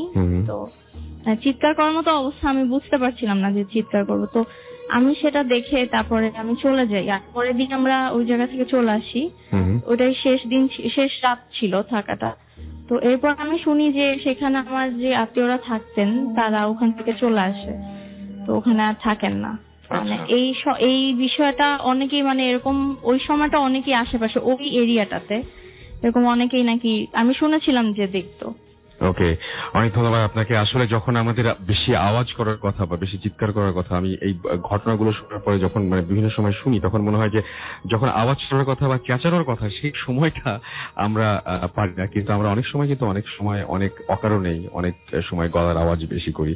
বাট যখন প্রয়োজন হয় তখন হাজার চেষ্টা করলেও ঠিক ওই সময় আমরা একদম গুটিয়ে ফেলি, আমাদের আর মনে থাকে না কাউকে যখন সাহায্যের জন্য ডাকা দরকার, সেটা এই প্যারানর্মাল কোনো ঘটনাতেই ঘটুক বা কোনো বিপদের কারণেই ঘটুক না কেন, ওই সময় আমাদের মাথায় এটা থাকে না। আপনাদের ঘটনাগুলো আমরা একটু আগেও উত্তরার বিভিন্ন জায়গা নিয়ে এবং ঢাকা শহরের বিভিন্ন জায়গা নিয়ে কথা বলছিলাম, এবং এই মুহূর্তে আমাদের সাথে আরো একজন অতিথি জয়েন করেছেন। আমরা তার কাছে আরো একটা ঘটনা শুনবো, যে ঘটনাটি উত্তরার রোড নিয়ে আমরা বিভিন্ন সময় শুনেছি। উনি একটা ঘটনা এক্সপেরিয়েন্স করেছেন, একটা ঘটনার নিজের চোখে দেখেছেন, যে ঘটনাটি একটু অদ্ভুত এবং যে ঘটনাটি অন্য ঘটনার সাথে একটু আলাদা। আপনি কি আপনার নাম বলবেন নাকি ঘটনা চলে যাবো একদম? আমার নাম দিয়ে শুরু করি। আমার নাম হচ্ছে বুলু। জি, গল্পে চলে যাই। জি প্লিজ। এই সেদিন ছিল 5-6 বছর আগের কথা। আমি আর আমার একটা ফ্রেন্ড আমরা গুলশান থেকে উত্তরে যাচ্ছিলাম। রাত তখন 12টা 12:30 মতো বাজে। ও আমাকে নামাই দিবে, নামাই ও বাসায় চলে যাবে। তো আমরা যখন এয়ারপোর্টটা ক্রস করলাম, এয়ারপোর্টের পার হওয়ার পর একটা ফুট ওভার ব্রিজ বোধহয় সবাই খেয়াল করেছেন। তো ওখানে যাওয়ার যখন আমরা কাছাকাছি চলে আসছি তখন দেখি যে একটা জিনিস একটু বলে রাখি ফুট ওভার ব্রিজের ব্যাপারে, ওইটা পাশে যে দুইটা রেলিং, দুইটা হচ্ছে শোল্ডারের হাইট, একটা সাধারণ নর্মাল মানুষের হাইটের শোল্ডারের হাইট হবে। তো ওইটার উপর আমরা দুইজন হঠাৎ করে আমি নোটিস করলাম ফার্স্টে যে একটা লোক সাদা আলখাল্লা পরা, হাইট প্রায় 6 ফিটের উপরে, 7 ফিটের কাছাকাছি দেখে মনে হলো। দেখে মনে হচ্ছে যে একটা সুইমার যখন উপরে উঠে ডাইভ দেয় না সুইমিং পুলের জন্য, যেভাবে দাঁড়ায় ফার্স্ট একটা স্ট্যান্স নেয়, 2 হাত 2 পাশে, ওরকম একটা পজিশন যে সে লাফ দিবে। তো ফার্স্ট থিং আমার মাথায় আসেনি যে এটা আসলে কি কেন হতে যাচ্ছে। ফার্স্ট থিং ইনস্টিংটিভলি মনে হচ্ছিল যে একটা মানুষ এখন সুইসাইড করার জন্য লাফ দিবে, এরকম মনে হচ্ছিল। প্রথম দেখে ফার্স্ট থিং তখন সাথে সাথে রিয়াকশন ছিল এরকম যে আমি পাশে যে গাড়ি চালাচ্ছিল আমার ফ্রেন্ড, ওকে বললাম আচ্ছা দেখ ওখানে কি, এটা কি হচ্ছে, উপরে কি? ও দেখে বললো হ্যাঁ দোস্ত এটা কি, মানে তো তখন আমরা দুজনই একসাথে একই জিনিস আমরা দেখলাম, দেখে দুজনই অবাক যে এটা কি হচ্ছে। এটা একটা ফার্স্ট মাথায় আসছে যে এটা একটা মানুষ বোধহয় লাফ দিয়ে এখন মারা যেতে চাচ্ছে, এই ধরনের সুইসাইড করবে, এরকম একটা ফিলিং আমাদের আসলো। বাট গাড়ি তো চলতেছে, ওর মধ্যে গাড়ি আমরা ক্রস করে ফেললাম। ক্রস করার পর দুজন রিয়েলাইজ করলাম যে একটা মানুষ সাদা আলখাল্লা পরে শোল্ডার হাইটের উপর রেলিং এ দাঁড়ানোর পরে এইভাবে কেন ওই স্ট্যান্স নিয়ে দাঁড়ানো, মানে এটা সাধারণ একটা সিন একটা না ওটা। তো ওই জিনিসটাতে আমরা একটু মানে পরে রিয়েলাইজ করলাম যে এটা আসলে একটা সাধারণ সিন ছিল না। রাত 12:30টার সময় সাদা আলখাল্লা ওইরকম জায়গায় কেউ ওইভাবে দাঁড়িয়ে থাকবে না। আসলে আরো অনেক ওয়ে হয়তো তার কাছে থাকতে পারে, বা এটা আপনার নিজের চোখে দেখে এবং নিজের চোখে দুজনেরই দেখায়। এবং আমরা মাঝে মাঝেই ডিসকাশন উঠলে মাঝে মাঝে জিজ্ঞাসা আছে তো মনে আছে এটা কি এরকম যে হয়েছিল তো মনে আছে, বলে যে হ্যাঁ হ্যাঁ এটা মনে আছে। এটার এক্সপ্লেনেশন আমরা আসলে কখনো পাইনি। এবং এই রোডটা নিয়ে মানে এটা খুবই স্বাভাবিক একটা ঘটনা বলে আমরা ধরে নিতাম, কিন্তু এই রোডটা নিয়ে আমি বললাম যে ঢাকা শহরে মানে 15% মানুষের এরকম এক্সপিরিয়েন্স আছে ওই রোডটা নিয়ে। এইটা নিয়ে আমিও এটার পরে আগে অনেক কিছু ডিসকাস আছে এরকম রাস্তা আপনাদের কি এক্সপিরিয়েন্স আছে কিনা। তো যখনই আমি আমার ফ্রেন্ডের ড্রাইভারদেরকে বা আমি নিজের ড্রাইভারের সাথে যখন কথা বলি, সেটা বলে যে ভাইয়া ওই রাস্তাটা আসলে ভালো না, এটা হচ্ছে টার্মটা ইউজ করা হয় যে ওই রাস্তাটা একটু খারাপ রাস্তা। যখনই বলি কি দেখ কেন খারাপ, ভাই ওটা খারাপ। আচ্ছা, আপনার বাসা উত্তরায়, আমি আপনাকে একটা জিনিস বলি, আপনি মাঝে মাঝে আপনি কি দেখেছেন এরকম যে মাঝে মাঝে ড্রাইভ করে ফেরার সময় দেখবেন ওই জায়গাটায় কোনো না কোনো মানে আমি না কেন জানি এটা আমার সাথে ঘটেছে, আমি এটা আগেও শেয়ার করেছি যে আপনি ম্যাক্সিমাম দিন দেখবেন যে ওইখানে গাড়ির কাঁচ পড়ে আছে, মানে কোনো না কোনো একটা অ্যাক্সিডেন্ট। এটা একটা রেগুলার একটা ঘটনা যেটা ঢাকা শহরে অন্য শুধু কাঁচও না, মানে আপনি দেখবেন যে একটা গাড়ি হয়তো উপর দিয়ে উঠে আসতেন। হ্যাঁ, এর উপরে আমার নিজের একটা ফ্রেন্ড আমার স্কুলে পড়তো, আমার 1 বছর সিনিয়র, ওই রাস্তাতেই আসলে মানে ওর একটা মেজর অ্যাক্সিডেন্ট হয় এন্ড হি পাসড অ্যাওয়ে ওই অ্যাক্সিডেন্টেই ইমিডিয়েটলি। তো ওইটা খুব কমন একটা জায়গা যেখানে এই ধরনের অ্যাক্সিডেন্ট ফর হোয়াটএভার রিজন। আপনি নিজেও ড্রাইভ করেন, রাস্তাটা কিন্তু এত ডেঞ্জারাস না, মানে ওইটা। হ্যাঁ, টু বি অনেস্ট আসলে এই রাস্তা is a regular road, jam বেশি, বাট এরকম থাকার সব রাস্তাতে এরকম থাকে। হ্যাঁ, মানে আমরা আজকে যেখান থেকে ড্রাইভ করেছি এটা অনেক আরো ক্রিটিক্যাল, যে কোনো সময় যে কোনো কিছু হতে পারে, বাট এটা সেটাই। আর আপনার সাথে তো এছাড়াও আপনি আগেও মানে আমরা অনেক সময় দেখা যায় না যে বাসায় টুকটাক ঘটনা ঘটে, যে ঘটনাগুলো আমরা ইগনোর করি, কিন্তু আপনার সাথে এরকম একটা ঘটনা ঘটেছে। আপনি আমার আরেকটা ঘটনা ছিল, যেহেতু প্রথমে আমরা নিশি ডাক দিয়ে শুনেছিলাম এবং আমরা যখন নিজেরা আলাপ করছিলাম অফ এয়ারে, তখন আমরা একটা জিনিস ধরে গেছিলাম যে আপনার হয়তো ওইরকম করে একটা ডাক আপনি শুনতে পেয়েছিলেন। ওই ঘটনা যদি একটু বলতেন আমাদের। আচ্ছা, আসলে একটু বলিনি যে আমি এক নন বিলিভার, আমি বিশ্বাস করি না, করতে চাই না। তারপরও দুইটা ঘটনা, একটা বললাম, আরেকটা ঘটনা আছে যেটা আসলে এক্সপ্লেনেশন আমি পাইনি এখনো। আচ্ছা, এক্সপ্লেনেশন আমি জানি না পাবো কিনা। তো সেকেন্ড যে ঘটনাটা ছিল, এটা তখন আমি ছোট ছিলাম। ওই সময় বাংলাদেশে ওই একটা কালচার ছিল, যখন কারেন্ট চলে যেত, এখনের মতো এত জেনারেটর আইপিএস সে সময় ছিল না, তখন রাতের বেলা সামারে স্পেশালি রাতে কারেন্ট চলে গেলে সবাই আমরা বারান্দায় ছাদে চলে আসতাম, পার্টি টাটি বিছে। তখন ওইটা একটা ফান কালচার, মজার একটা, পড়াশোনা করতে হবে না এরকম একটা ব্যাপার ছিল। আর আরেকটা মজা ছিল, বারান্দা থেকে যখন নিচ থেকে মানুষজন ডাকতো ডেকে নিচে যে আড্ডা, ওই ব্যাপারটা ছিল। তো আমরা তখন যে বাসায় থাকতাম, 4 তলা একটা বাসা ছিল, বারান্দা থেকে নিচে উকি দিলে দেখা যেত যে পাশের গেট। তো তখন অ্যাপার্টমেন্ট সিস্টেম ছিল না, তখন হচ্ছে কোনো বাসায় নিচে গার্ড থাকতো এরকম আলাদা, সেরকম ছিল না। তো যার যার বাসায় গেটটা সবসময় নিচে গেটটা তালা দেওয়া থাকতো, এন্ড যার গেস্ট আসবে সে কলিং বেল দিলে রিসিভ করে নিয়ে আসবে, এই ছিল হচ্ছে সিস্টেম। তো ওইরকমই একটা সামার একটা ইভিনিং আমাদের কারেন্ট চলে যাওয়াতে আমি আর আম্মু আমরা বারান্দায় বসেছিলাম, যেহেতু বাসার ভিতরে অনেক গরম থাকতো। এন্ড হারিকেন ছিল, হারিকেন মোমবাতি বা চার্জার লাইট, আমাদের বাসায় তখন চার্জার লাইট নষ্ট ছিল বা ছিল না, হারিকেন নিয়ে বসে আছে। তো ওই সময় নিচ থেকে আব্বু ডাকতেছিল, আব্বু অফিস থেকে আসছে হয়তো, তো এসে রেগুলার ঘটনা যে এরকম টাইমে আব্বু আসবে, 8টা, তখন 8টার মতো বাজে, তো আব্বু আসবে। তখন মোবাইল ফোনও ছিল না যে আসার আগে আমরা জানি কখন আসবে, 5 মিনিটের মধ্যে আসবে, এই ধরনের কিছু ছিল না, ডিরেক্ট বাসায় আসে বা আসে না, এরকম একটা ই ছিল। বাট TNT-তে ফোন দিয়ে যে আমি রওনা দিচ্ছি এভাবে হয়তো হইতো, তখন ওই রেগুলার রাস্তা থেকে আপডেট নেওয়ার কোনো অপশন ছিল না। তো এরকম ডাকলো, তো আম্মু বললো যে তোমার আব্বু আসছে, তুমি নিয়ে আসো নিচ থেকে, হারিকেন দিয়ে নিয়ে আসো। তো আমি হারিকেন নিয়ে আমি নিচে গেলাম, 4 তলা ছিল আমাদের বাসায়। নিচে যে দরজাটা খুললাম, মানে গেটটা খুলে বাইরে উকি দিয়ে দেখি কেউ নাই। হঠাৎ করে আমার খুব অ্যাবনর্মাল ভয় লাগা শুরু করলো, কোনো কারণ ছাড়াই। তো আমি দৌড় দিয়ে সূরা ফাতিহা পড়তে পড়তে আমি দৌড় দিয়ে এসে একবারে এটাই নিঃশ্বাসে আমি তলে চলে আসলাম। এসে আম্মু বললো আম্মু নিচে থেকেও নাই। তো আম্মু বললো আচ্ছা ঠিক আছে, অসুবিধা নাই, এটা ব্যাপার না। তারপর বললো যে দোয়াটা পড়ো, এটা কোনো কিছু অসুবিধা নাই। কিন্তু উনিও তো শুনেছেন আসলে। হ্যাঁ, আম্মুই আমাকে শুনে বললো যে আমিও শুনলাম, আম্মুও শুনলো, বলে যাও নিয়ে আসো। তো ওইটা 2 ঘন্টা পরে আসছে বাসায় ওই দিন। এন্ড তারপর আব্বুকে বললাম আব্বু তুমি কি বাই চান্স একটু আগে এসে আমাকে ডেকে পরে কি অন্য কোনো কাজে চলে যেতে হচ্ছিল কিনা, ওরকম কোনো কিছু ছিল? তো বল না বাবা, আমি তো এখনই আসলাম, আমি তো এই টাইমেই এখন জাস্ট একটু আগে আসলাম। তো ওইটাও একই যে এক্সাক্ট মানে আব্বুর ভয়েস, আমার নাম ধরেই ডাকা, আমার ডাক নাম ধরেই ডাকা। এন্ড একটা তো কিছু কিছু আন্দাজ তো থাকে যে কোত্থেকে শব্দটা আসতেছে। হ্যাঁ, ওইটা নিচ থেকেই শব্দটা আসতেছিল। আমি উকি দেবো 2 বার ডাকছিল ইনফ্যাক্ট। আমি নিচে উকি দিয়েও মানে যদিও যেটা একটা মেনশন করিনি যে গেটটা দেখা যায়, বাট গেটের উপরে ওই গাছ ছিল এমন যে গেটের নিচে তো দাঁড়ালে সেটা স্পেসিফিক্যালি দেখা যেত না। তো গাছ ফুল টুলের কারণে গেটটা ঢাকা থাকতো। বাট গেটের নিচ থেকে যে কেউ ডাকতেছিল সেটা খুব অবভিয়াস ছিল। আমি মানে বিশ্বাস করি যে আপনি যে ঘটনাটা বললেন সেই ঘটনাটা খুব একটা ভয়ের না, এবং অনেক মানুষ হয়তো ভয় পায় নাই, কিন্তু আমার কাছে একটা মানে কারণ আছে এই ঘটনাটা শোনার। সেটা হচ্ছে যে যিনি শুনেছেন তিনি ভয় পাবেন, আপনি ভয় পান নাই, আপনাকে দেখে বোঝা যাচ্ছে আপনি ভয় পান নাই। আপনি বলছেন যে আপনি বিলিভ করেন না। আমি এই ঘটনাটা শোনালাম এই কারণে যে এরপরে আমি জানতে চাই যে তাহলে আপনি এটাকে এক্সপ্লেন করবেন কিভাবে, মানে আপনার কাছে যুক্তিটা কি, লজিকটা কি, কেন এরকম ঘটনা ঘটলো? হ্যাঁ, আসলে সবকিছুর এক্সপ্লেনেশন তো আমাদের হয়তো রাইট টাইম, রাইট এই অনেক ভেরিয়েবলস হয়তো আমরা জানি না।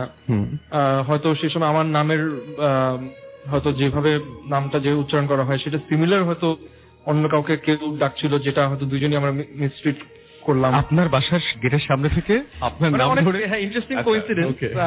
হয়তো আমি জানি না, মানে জিন এখন ইসলাম বিশ্বাস করে, জিন বিশ্বাস করতেই হবে, সেটা আমি করি। কিন্তু আপনি ভাবছেন যে আপনি ধরে নিচ্ছেন যে দুজনেরই ভুল হয়েছে, এরকম কিছু? আসলে ওইটাই বললাম, এই জন্যই বললাম যে আমার কোনো এক্সপ্লেনেশন নাই। বাট আপনি তারপরেও বিলিভ করেন না? তারপর বিলিভ করতে চাই না, ভয় পাই। বিলিভ করতে চান না, করি না, করতে চাই না, বাট ভয় আমি ঠিকই পাই। আমি কোনো হরর মুভি দেখি না। আচ্ছা, তো আমি এসব মাথায় ঢুকাতেই চাই না আসলে। এটাই। ওকে, অনেক ধন্যবাদ আপনাকে। আপনি কি কুসংস্কার বিশ্বাস করেন? আমরা লাস্ট এপিসোডে অনেক কিছু রেখেছিলাম যে সামনে বিড়াল পাস করলে এরকম হয়, বা এরকম ধরনের মানে পেছন থেকে কেউ ডাক দিলে একটু বসে যেতে হয়, এরকম ধরনের জিনিসগুলো আপনি বিশ্বাস করেন? না, টু বি অনেস্ট আমি আসলে কুসংস্কার তো পাত্র দিতে চাই না, আনলেস আদারওয়াইজ আমার কোনো ধরনের খুব স্ট্রং রিজন আমি ফিউচারে না পাই, আমি আসলে বিশ্বাস করবো না। অনেক ধন্যবাদ ভাই, আপনাকে অনেক অনেক অনেক ধন্যবাদ। এবং এয়ারপোর্ট রোডে আপনি যেটা দেখেছেন সেটা অনেকটাই ডিফারেন্ট, আমার কাছে অনেক ভালো লাগছে। আশা করছি সবার কাছে ভালো লেগেছে। Thank you very much. আমরা দেখতে পাচ্ছি আরো আমাদের বন্ধু, গ্রামীণ ফোন বন্ধু গ্যালারির আরো একজন অতিথি, তিনি হচ্ছেন তন্ময়। আমরা তন্ময় না ইমরান, তাই না? আমরা ইমরানের কাছে যাবো এবং ইমরানের কাছে তার ঘটনাটা আমরা শুনে আসবো। ইমরান, আপনি কোথা থেকে এসেছেন যদি একটু প্লিজ আমাদেরকে বলতেন। আমি মহাখালী থেকে আসছি, আর আমার প্রফেশন ডেন্টিস্ট্রি, ডেন্টাল কলেজ থেকে। আচ্ছা, ওকে, ফাইন। আমাদের আরো একজন ডেন্টিস্ট আজকে আসার কথা ছিল, সামহাও আমরা তার বাবা অসুস্থ হয়ে যাওয়ার দিকে আসতে পারেনি। যাই হোক, আমরা ইমরান আপনার ঘটনায় চলে যাই। জি, প্রথমে আমি একটু একটা ব্যাপার ক্লিয়ার করতে চাই যে আমার ছোটবেলা থেকে বেড়ে ওঠা, মানে এসএসসি পর্যন্ত পড়ালেখা আমার গ্রামে। আমার হোম ডিস্ট্রিক্ট টাঙ্গাইল জেলার দেলদহ থানার পাত্রাইল গ্রামে। তো ওখানে আমি এসএসসি পর্যন্ত কমপ্লিট করি। এসএসসির এটা অ্যাবাউট মানে ঘটনাটা 2006 সালের ঘটনা। তো আমি একদিন রাত্রের বেলায় পড়তেছিলাম, মানে আমার টিপিক্যালি অভ্যাসটা এরকম ছিল যে সন্ধ্যার দিকে আমি একটু ঘুম আসতাম, বাট 9:30 থেকে পড়া শুরু করে হোল নাইট মানে এভাবেই পড়তাম। আমার রুটিনটা এরকম ভাবেই ছিল।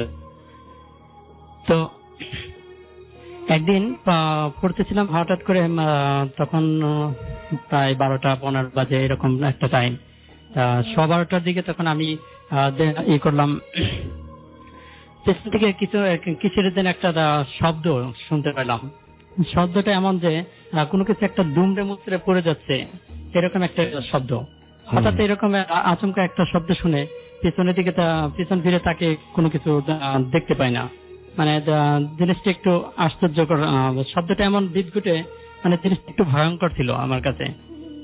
পরে আমি ওটা নিয়ে খুব একটা করি না, কারণ এ ব্যাপারে ভূত পেত আমি খুব একটা বিশ্বাস করি না, মানে করতাম না তখন জিনিসটা। এই জন্য মানে আমি অত ওইটা নিয়ে রেসপন্স করিনি, স্বাভাবিকভাবে চলছে। পরের দিন আবার সেই একই টাইম 12:15টার দিকে দেখেছে আমি আমার রুমটা ছিল একেবারে বারান্দার ইসের সাথে, তো জানালার সাথেই ছিল আমার টেবিলটা। বাহিরে আমাদের ঘরের সামনে থেকে কেউ যেন আমাকে আমার ডাক নামে 2বার ডাক দিল। তো আমি রেসপন্স করলাম, কিন্তু তারপরে ফার্দার আর কোনো রেসপন্স পাই নাই। তো আমি ফার্দার রেসপন্স না পাওয়ার কারণে পরে আমাদের ওই ডাকটা ছিল যে আমার মা যেভাবে আমাকে ডাকে, ঠিক সেই আমার মায়ের ভয়েস ওইভাবে ডাকতেছিল। তো পরে আমি আবার উঠে পড়ার বাদ দিয়ে উঠে যাই মার ঘরে, মার রুমে যাই, মাকে যাই বলতেছি, মা তুমি কি আমার ডাকছো? মা কোনো রেসপন্স করে না। তো তারপরে আমি আর কি মাকে ডেকে উঠাই না, যে মা হয়তো গভীর ঘুমে আছে। বুঝতে পারলাম যে মা গভীর ঘুমে আছে, পরে আর ডেকে উঠাই নাই। পরে চলে আসি আমার রুমে, এসে আবার পড়ায় কনসেন্ট্রেশন করতে চাই, কিন্তু কনসেন্ট্রেট করতে পারি না।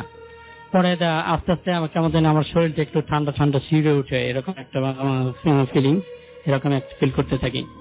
পরে আমার আর পড়তে মন চাইলো না, পরে আর আমি পড়িনি, পড়া কন্টিনিউ করিনি। পরে ওই দিন আমি শুয়ে পড়ছি। তারপরের দিনের ঘটনা? জি হ্যাঁ, তারপরের দিনে চলে আসছি আমরা।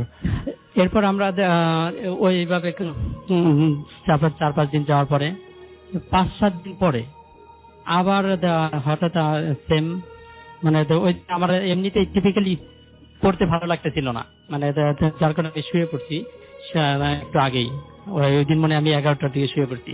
বাট শুয়ে পড়ার পর হঠাৎ আমি দেখি স্বপ্নে দেখতেছিলাম যে কোন একটা অদ্ভুত একটা প্রাণী, আমি জীবনে কখনো এরকম প্রাণী দেখি নাই, ওই রকম একটা প্রাণী আমাকে তাড়া করতেছে।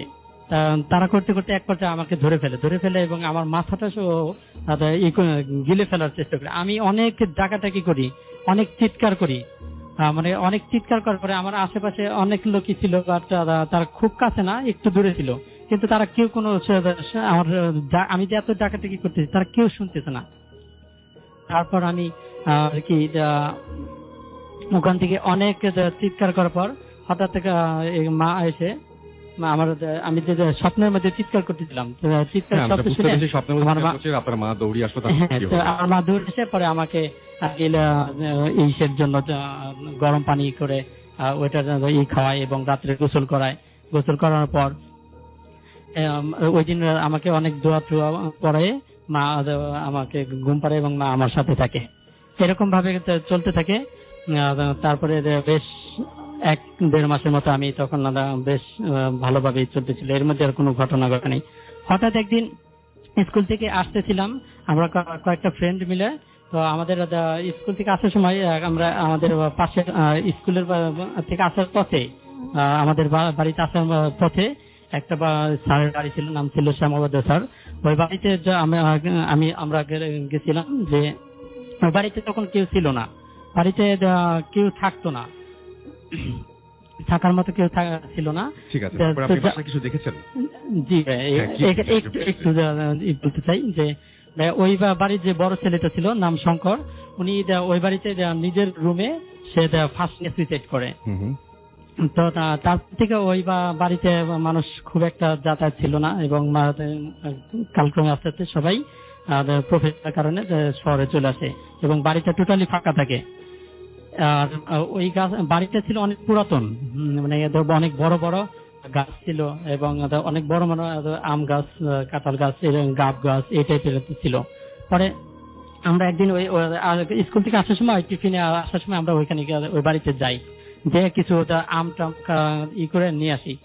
পরের দিন চিন্তা করলাম যে ভাইয়া আমি আবার যাইতেছিলাম, চিন্তা করলাম যে আজকে যেহেতু যাবো তাহলে ওদের সাথে গেলে তো আমি তো পাই না বেশি, তাহলে যদি আগে মানে আম কোরানোর জন্য আমাদের যাওয়া ওখানে, তো যেহেতু ওখানে যাবো তাহলে একটু আগে যদি যাই তাহলে ওরা তো আসবে না, তো সেই জন্য আমি লাস্ট ক্লাস না করে চলে আসি আগেই। তো আগে এসে ওদের ওই বাসায় যাই, আবার ওই শ্যামাবদ্ধ স্যারের বাসায় যাই, যে দেখি যে ভাইয়া মানে যে বেশ কয়েকটা আম পাই, 6 থেকে 7টার মতো আম পেয়েছিলাম ওই দিন। পরে ফিরে আমি চলে আসতেছি, চলে আসার সময় ওই যে ওই বাড়িটা বড় ঘরে শুধু মানে ঘরের কিচ্ছু ছিল না, মানে সবকিছু মানুষ লুটে পুটে নিয়ে গেছে এমন একটা অবস্থা, বাট দরজা সব খোলা। পরে আসতেছিলাম আবার আরেকটা আম পড়ার একটা শব্দ পেলাম, এমন একটা শব্দ। পরে আমি একবার ব্যাক করে যাই, ব্যাক করে কোনো কিছু খুঁজে পাই না। পরে হঠাৎ ওই ঘরের সামনে দিয়ে আসতেছিলাম না, আসতে সময় দেখি যে আমার কাছে কেমন যেন একটা ফিল করতে থাকলাম যে এটা কিছু একটা শব্দ হচ্ছে ঘরের মধ্যে। পরে আমি একটু ঘরের মধ্যে উকি দিয়ে দেখি কেউ কিছু না, কোথাও কেউ নাই। পরে ফিরে আসতেছি, তখন দেখি যে আবার সেই শব্দটা।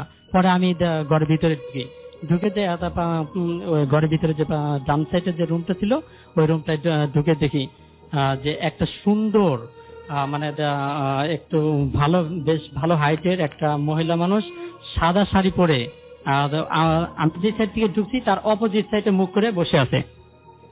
পরে আমি তার পেছন থেকে ডাকি যে আপনাকে কে এখানে বসে আছেন, কি করতেছেন, কিন্তু উনি কোনো রেসপন্স করে না। উনি কোনো রেসপন্স না করায় তারপরে আমি ওনার কাছে যাই, ওনাকে একটু করতে চাই, নক করতে চাই, কিন্তু ওনাকে ধরতে চাই, কিন্তু আমাকে আমি ধরতে পারি না। উনি তখন চোখের আড়াল হয়ে যায়, মানে উনি নিমিশেই মিশে যায় কেমন যেন। আমি তখন উনি মিশে যাওয়ার পরে আমার কাছে জিনিসটা তখন এতক্ষণ আমি বুঝতে পারি যে ঘটনা কি হচ্ছে। তখন আমার কাছে মনে হলো যে ঘটনাটা মনে হয় কোনো একটা দিকে যাচ্ছে। তখন আমার গা শরীর একেবারে শিউরে ওঠে, ঠান্ডা হয়ে যায়। আমি তখন ওখানে চিৎকার করে ওখানে ফিট হয়ে যাই।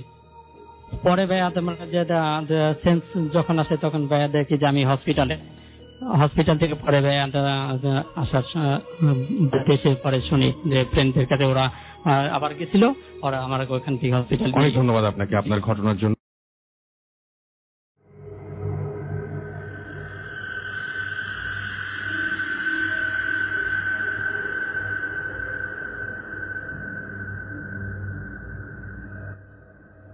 আসসালামু আলাইকুম সবাইকে। আশা করছি সকলেই ভালো আছেন, ভালোর দলেই আছেন। আপনাদের দোয়া ও ভালোবাসায় আমিও ভালো আছি এবং কি ভালোর দলেই আছি। আপনারা আমাকে ভালোবাসেন এবং আমি আপনাদেরকে ভালোবাসি বলেই প্রতিদিনকার মতন আপনাদের সামনে একটি করে ঘটনা নিয়ে আসতে পারি, আপনাদের কাছে পৌঁছে দিতে পারি এবং কি আপনাদেরকে শোনাতে পারি। আজকে চলে এসেছি সেই আমাদের আগের দিনের রামকান্তপুর এলাকার দ্বিতীয় পর্ব। রামকান্তপুর এলাকার দ্বিতীয় পর্ব আজকে আপনাদের সামনে নিয়ে চলে এসেছি।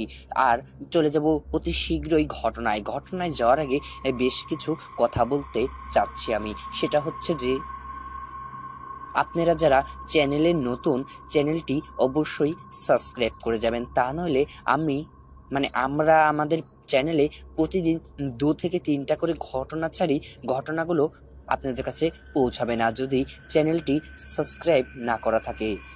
অবশ্যই চ্যানেলটি সাবস্ক্রাইব করে যাবেন। সাবস্ক্রাইব করে রাখলে আমরা ঘটনা ছাড়ার সাথে সাথে আপনাদের নোটিফিকেশনে গিয়ে লিঙ্কটি থাকবে, সেখান থেকে আপনারা অতি সহজেই ঘটনা দেখে এবং কি শুনে নিতে পারবেন। আর হচ্ছে যে আপনারা যারা 1 নাম্বার পর্ব শোনেননি, যারা সরাসরি 2য় নাম্বার পর্বটি শুনছেন, সরাসরি 2য় নাম্বার পর্বটি শুনলে পুরো ঘটনাটা বুঝতে পারবেন না। তাই অনুরোধ করছি 1 নাম্বার প্রথম ঘটনাটি শুনে তারপরে 2য় ঘটনাটিতে আসবেন, তাহলে আশা করি পুরো ঘটনাটা বুঝতে পারবেন। অনেকেই আছে মধ্যখান থেকে একটি করে ঘটনা শুনে বুঝতে তো পারেই না, বাজে ভাষায় মন্তব্য করে। তাই বাজে ভাষায় মন্তব্য করার আগে আপনারা 1 নাম্বার শুনে তারপরে 2 নাম্বার পর্বটিতে আসবেন, তাহলে আশা করি পুরো ঘটনাটা বুঝতে পারবেন, তখন আর বাজে ভাষায় মন্তব্য করবেন না। আর এই ঘটনাটা পাঠিয়েছে পারভেজ নামের একটি ভাইয়া। পারভেজ ভাইয়া আমার কাছে ঘটনা লিখে পাঠিয়েছে। আপনারা যদি ঘটনা পাঠাইতে চান, লিখে অথবা ভয়েসে যেভাবে খুশি সেভাবে পাঠাইতে পারেন। তবে আমার কাছে আমি যতদিন ধরে আপনাদেরকে গল্প পড়ে শোনাচ্ছি, ততদিন আমার কাছে ঘটনা সকলে লিখেই পাঠিয়েছে। তার মধ্যে 3 জন পাঠিয়েছে ঘটনা ভয়েসে, 3 জন পাঠিয়েছে ভয়েসে, তাছাড়া সকলেই লিখে পাঠিয়েছে। আপনাদের যেভাবে খুশি সেভাবে পাঠাইতে পারেন, যেভাবে সুবিধা। আর হচ্ছে যে আজকে পারভেজ ভাই বলে দিয়েছে যে ঘটনা লেখার শুরু থেকে শেষ হওয়া পর্যন্ত এর মধ্যে কোনো ভুল হলে ক্ষমার দৃষ্টিতেই দেখবেন। সে ঘটনাটা পাঠিয়েছে রামকান্তপুর থেকে, রামকান্তপুর নামের একটি গ্রাম থেকে। তার বাড়ির বর্ণনাটা আমি 1 নাম্বার পর্বে দিয়ে দিয়েছি, 2য় পর্বে আমি বর্ণনাটা দিতে চাচ্ছি না, তবে অল্প একটু বলে দিচ্ছি। রামকান্তপুর এলাকার বাজার থেকে ভেতর দিয়ে অনেক দূর গিয়ে একটি প্রথমে একটি পাকা রাস্তা, তারপরে একটি মাটির রাস্তা, তারপরে আবার একটি পাকা রাস্তার পাশ দিয়ে নদী বয়ে গেছে, সেইখান দিয়ে তাদের বাড়িতে যাইতে হয়। তবে বাড়িতে যাইতে গেলে একটি শ্মশানও থাকে। তবে বাড়ির বর্ণনাটা এবং কিচ্ছু আর দিচ্ছি না, এখন চলে যাচ্ছি সরাসরি ঘটনায়। আসসালামু আলাইকুম পারভেজ ভাইয়া, আশা করছি ভালো আছেন, ভালোর দলেই আছেন। পারভেজ ভাইয়া, আপনি এবং কি সকলের দোয়ায় আমিও ভালো আছি এবং কি ভালোর দলেই আছি। পারভেজ ভাইয়া, আজকে আপনার সেই রামকান্তপুর রামকান্তপুর এলাকা সম্পর্কে একটি ঘটনা পাঠিয়েছিলেন। সেই ঘটনার আজকে দ্বিতীয় পর্ব নিয়ে চলে এসেছি। আর আমার পড়ার মধ্যে কোনো ভুল হলে, মানে গল্প যে পড়ে শোনাচ্ছি এর মধ্যে কোনো ভুল হলে আপনারা কিন্তু সকলেই আমাকে ক্ষমার দৃষ্টিতে দেখবেন। পারভেজ ভাইয়া, আপনি কি এবং কি কাউকে নিয়ে কোনো কথা বলতে চাচ্ছি না, চলে যাচ্ছি সরাসরি ঘটনার কথায়। সে রাত 2টার সময় গাড়ি থেকে নামে, বাস থেকে। তবে তার ওই দিন ছুটির জন্য সে ওই দিন ছুটি পেয়েছিল বলে এই কারণে তার অফিসে একটু কাজ একটু বাড়তি করতে হয়েছে, একটু বাড়তি হয়েছে। 1 ঘন্টা যেখানে 5টার সময় ছুটি হয় সেখানে তার 6টার দিকে বাসায় এসেছে। এইরকমই একটা ব্যাপার। এখানে যেভাবে লেখা আছে আমি সেভাবেই পড়ছি, বানিয়ে বলছি না। সে বাসায় ফিরতে ফিরতে 6:30 বেজে গেছে। সে বাসায় এসে গোসল করেই ফ্রেশ হয়ে সে সবকিছু গুছিয়ে গাছিয়ে চলে এসেছে বাস স্ট্যান্ডে। এসে বাসে চলে আসে তার রামকান্তপুর এলাকার ওইদিকে একটা বাস স্ট্যান্ড আছে, সেখানে এসে নামার পরে সে এলাকার দিকে যাওয়ার জন্য কোনো গাড়ি ঘোড়া পায় না রাত 2টার সময়। তবে তার বাড়িতে যাইতে 5 থেকে 6 ঘন্টা লাগে, আর এলাকার মধ্যে দিয়ে হেঁটে যাইতে 3 ঘন্টা লাগে। বাসে আসতে 3 ঘন্টা লাগে আর এলাকার মধ্যে হেঁটে যাইতে 3 ঘন্টা লাগে। তবে গাড়িতে যদি এলাকার মধ্যে বাড়িতে যায় তাহলে লাগে 1 ঘন্টা। তবে সে তো কোনো গাড়ি পায়নি। সে চলে গেল ওই এলাকার মধ্যে দিয়েই হাঁটতে। তবে এলাকার মধ্যে দিয়ে হাঁটতে গিয়েছিল তো আর হাতে কোনো টর্চ লাইট ছিল না, ছিল একটি মোবাইলে ফ্ল্যাশ জ্বালিয়ে সে কতক্ষণ যাইতে পারবে। তবে সে ওইরকমই হাঁটা ধরে। সে যখন বাস থেকে নামে মোবাইলটি বের করে দেখে তখন বেজে চলেছে তার ঘড়িতে 2টা অবধি 30 মিনিট, 2টা 30 মিনিট অবধি তখন মোবাইলে বেজে চলেছে। সে মনে করে যে যত তাড়াতাড়ি এখন হেঁটে বাসায় চলে যাওয়া যায়। তবে সে ওই কথা বলেই ওইখানে থেকে সরাসরি হাঁটা ধরে। সে বাসের মধ্যে কিছু কিনে, রুটি এবং কি বাড়তি কিছু কিনে খেয়ে তার পেটটা একটু পেটের মধ্যে একটু ভরা আছে, সে ওইরকমই চলে যায়, হাঁটা ধরে। এরপরে পাকা রাস্তা দিয়ে হাঁটা ধরে। তবে এলাকার কোনো জায়গায় একটি লাইট ছিল না, এলাকার কোনো জায়গায় একটি লাইট নেই যে রাস্তাটা একটু একটু আলোকিত থাকবে। এলাকার কোনো জায়গায় একটি লাইট নেই যে এলাকাটি রাস্তাটি আলোকিত থাকবে। এলাকাটার কোনো জায়গায় একটি লাইট ছিল না। এলাকাটির কোনো জায়গায় লাইট না থাকায় ভাইটিও অনেক ভয় পাচ্ছে।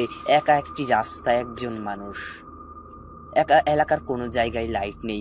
তবে সে তখন ভয়ে তাও পকেট থেকে মোবাইলের ফ্ল্যাশ জ্বালিয়ে হাঁটা ধরে বাড়ির দিকে। হাঁটতে তখন একটি বাগান আছে সেখানে, যে বাগানটি ভালোই আছে। তবে রাত্রিবেলা ওখান দিয়ে যাইতে গেলে একটু ভয় করে, কারণ ওই এলাকার ওই বাগানটি একদম অন্ধকার। দিনের বেলায় একদম অনেক গাছপালা থাকায় দিনের বেলায় অনেক অন্ধকার থাকতো ওই বাগানটি।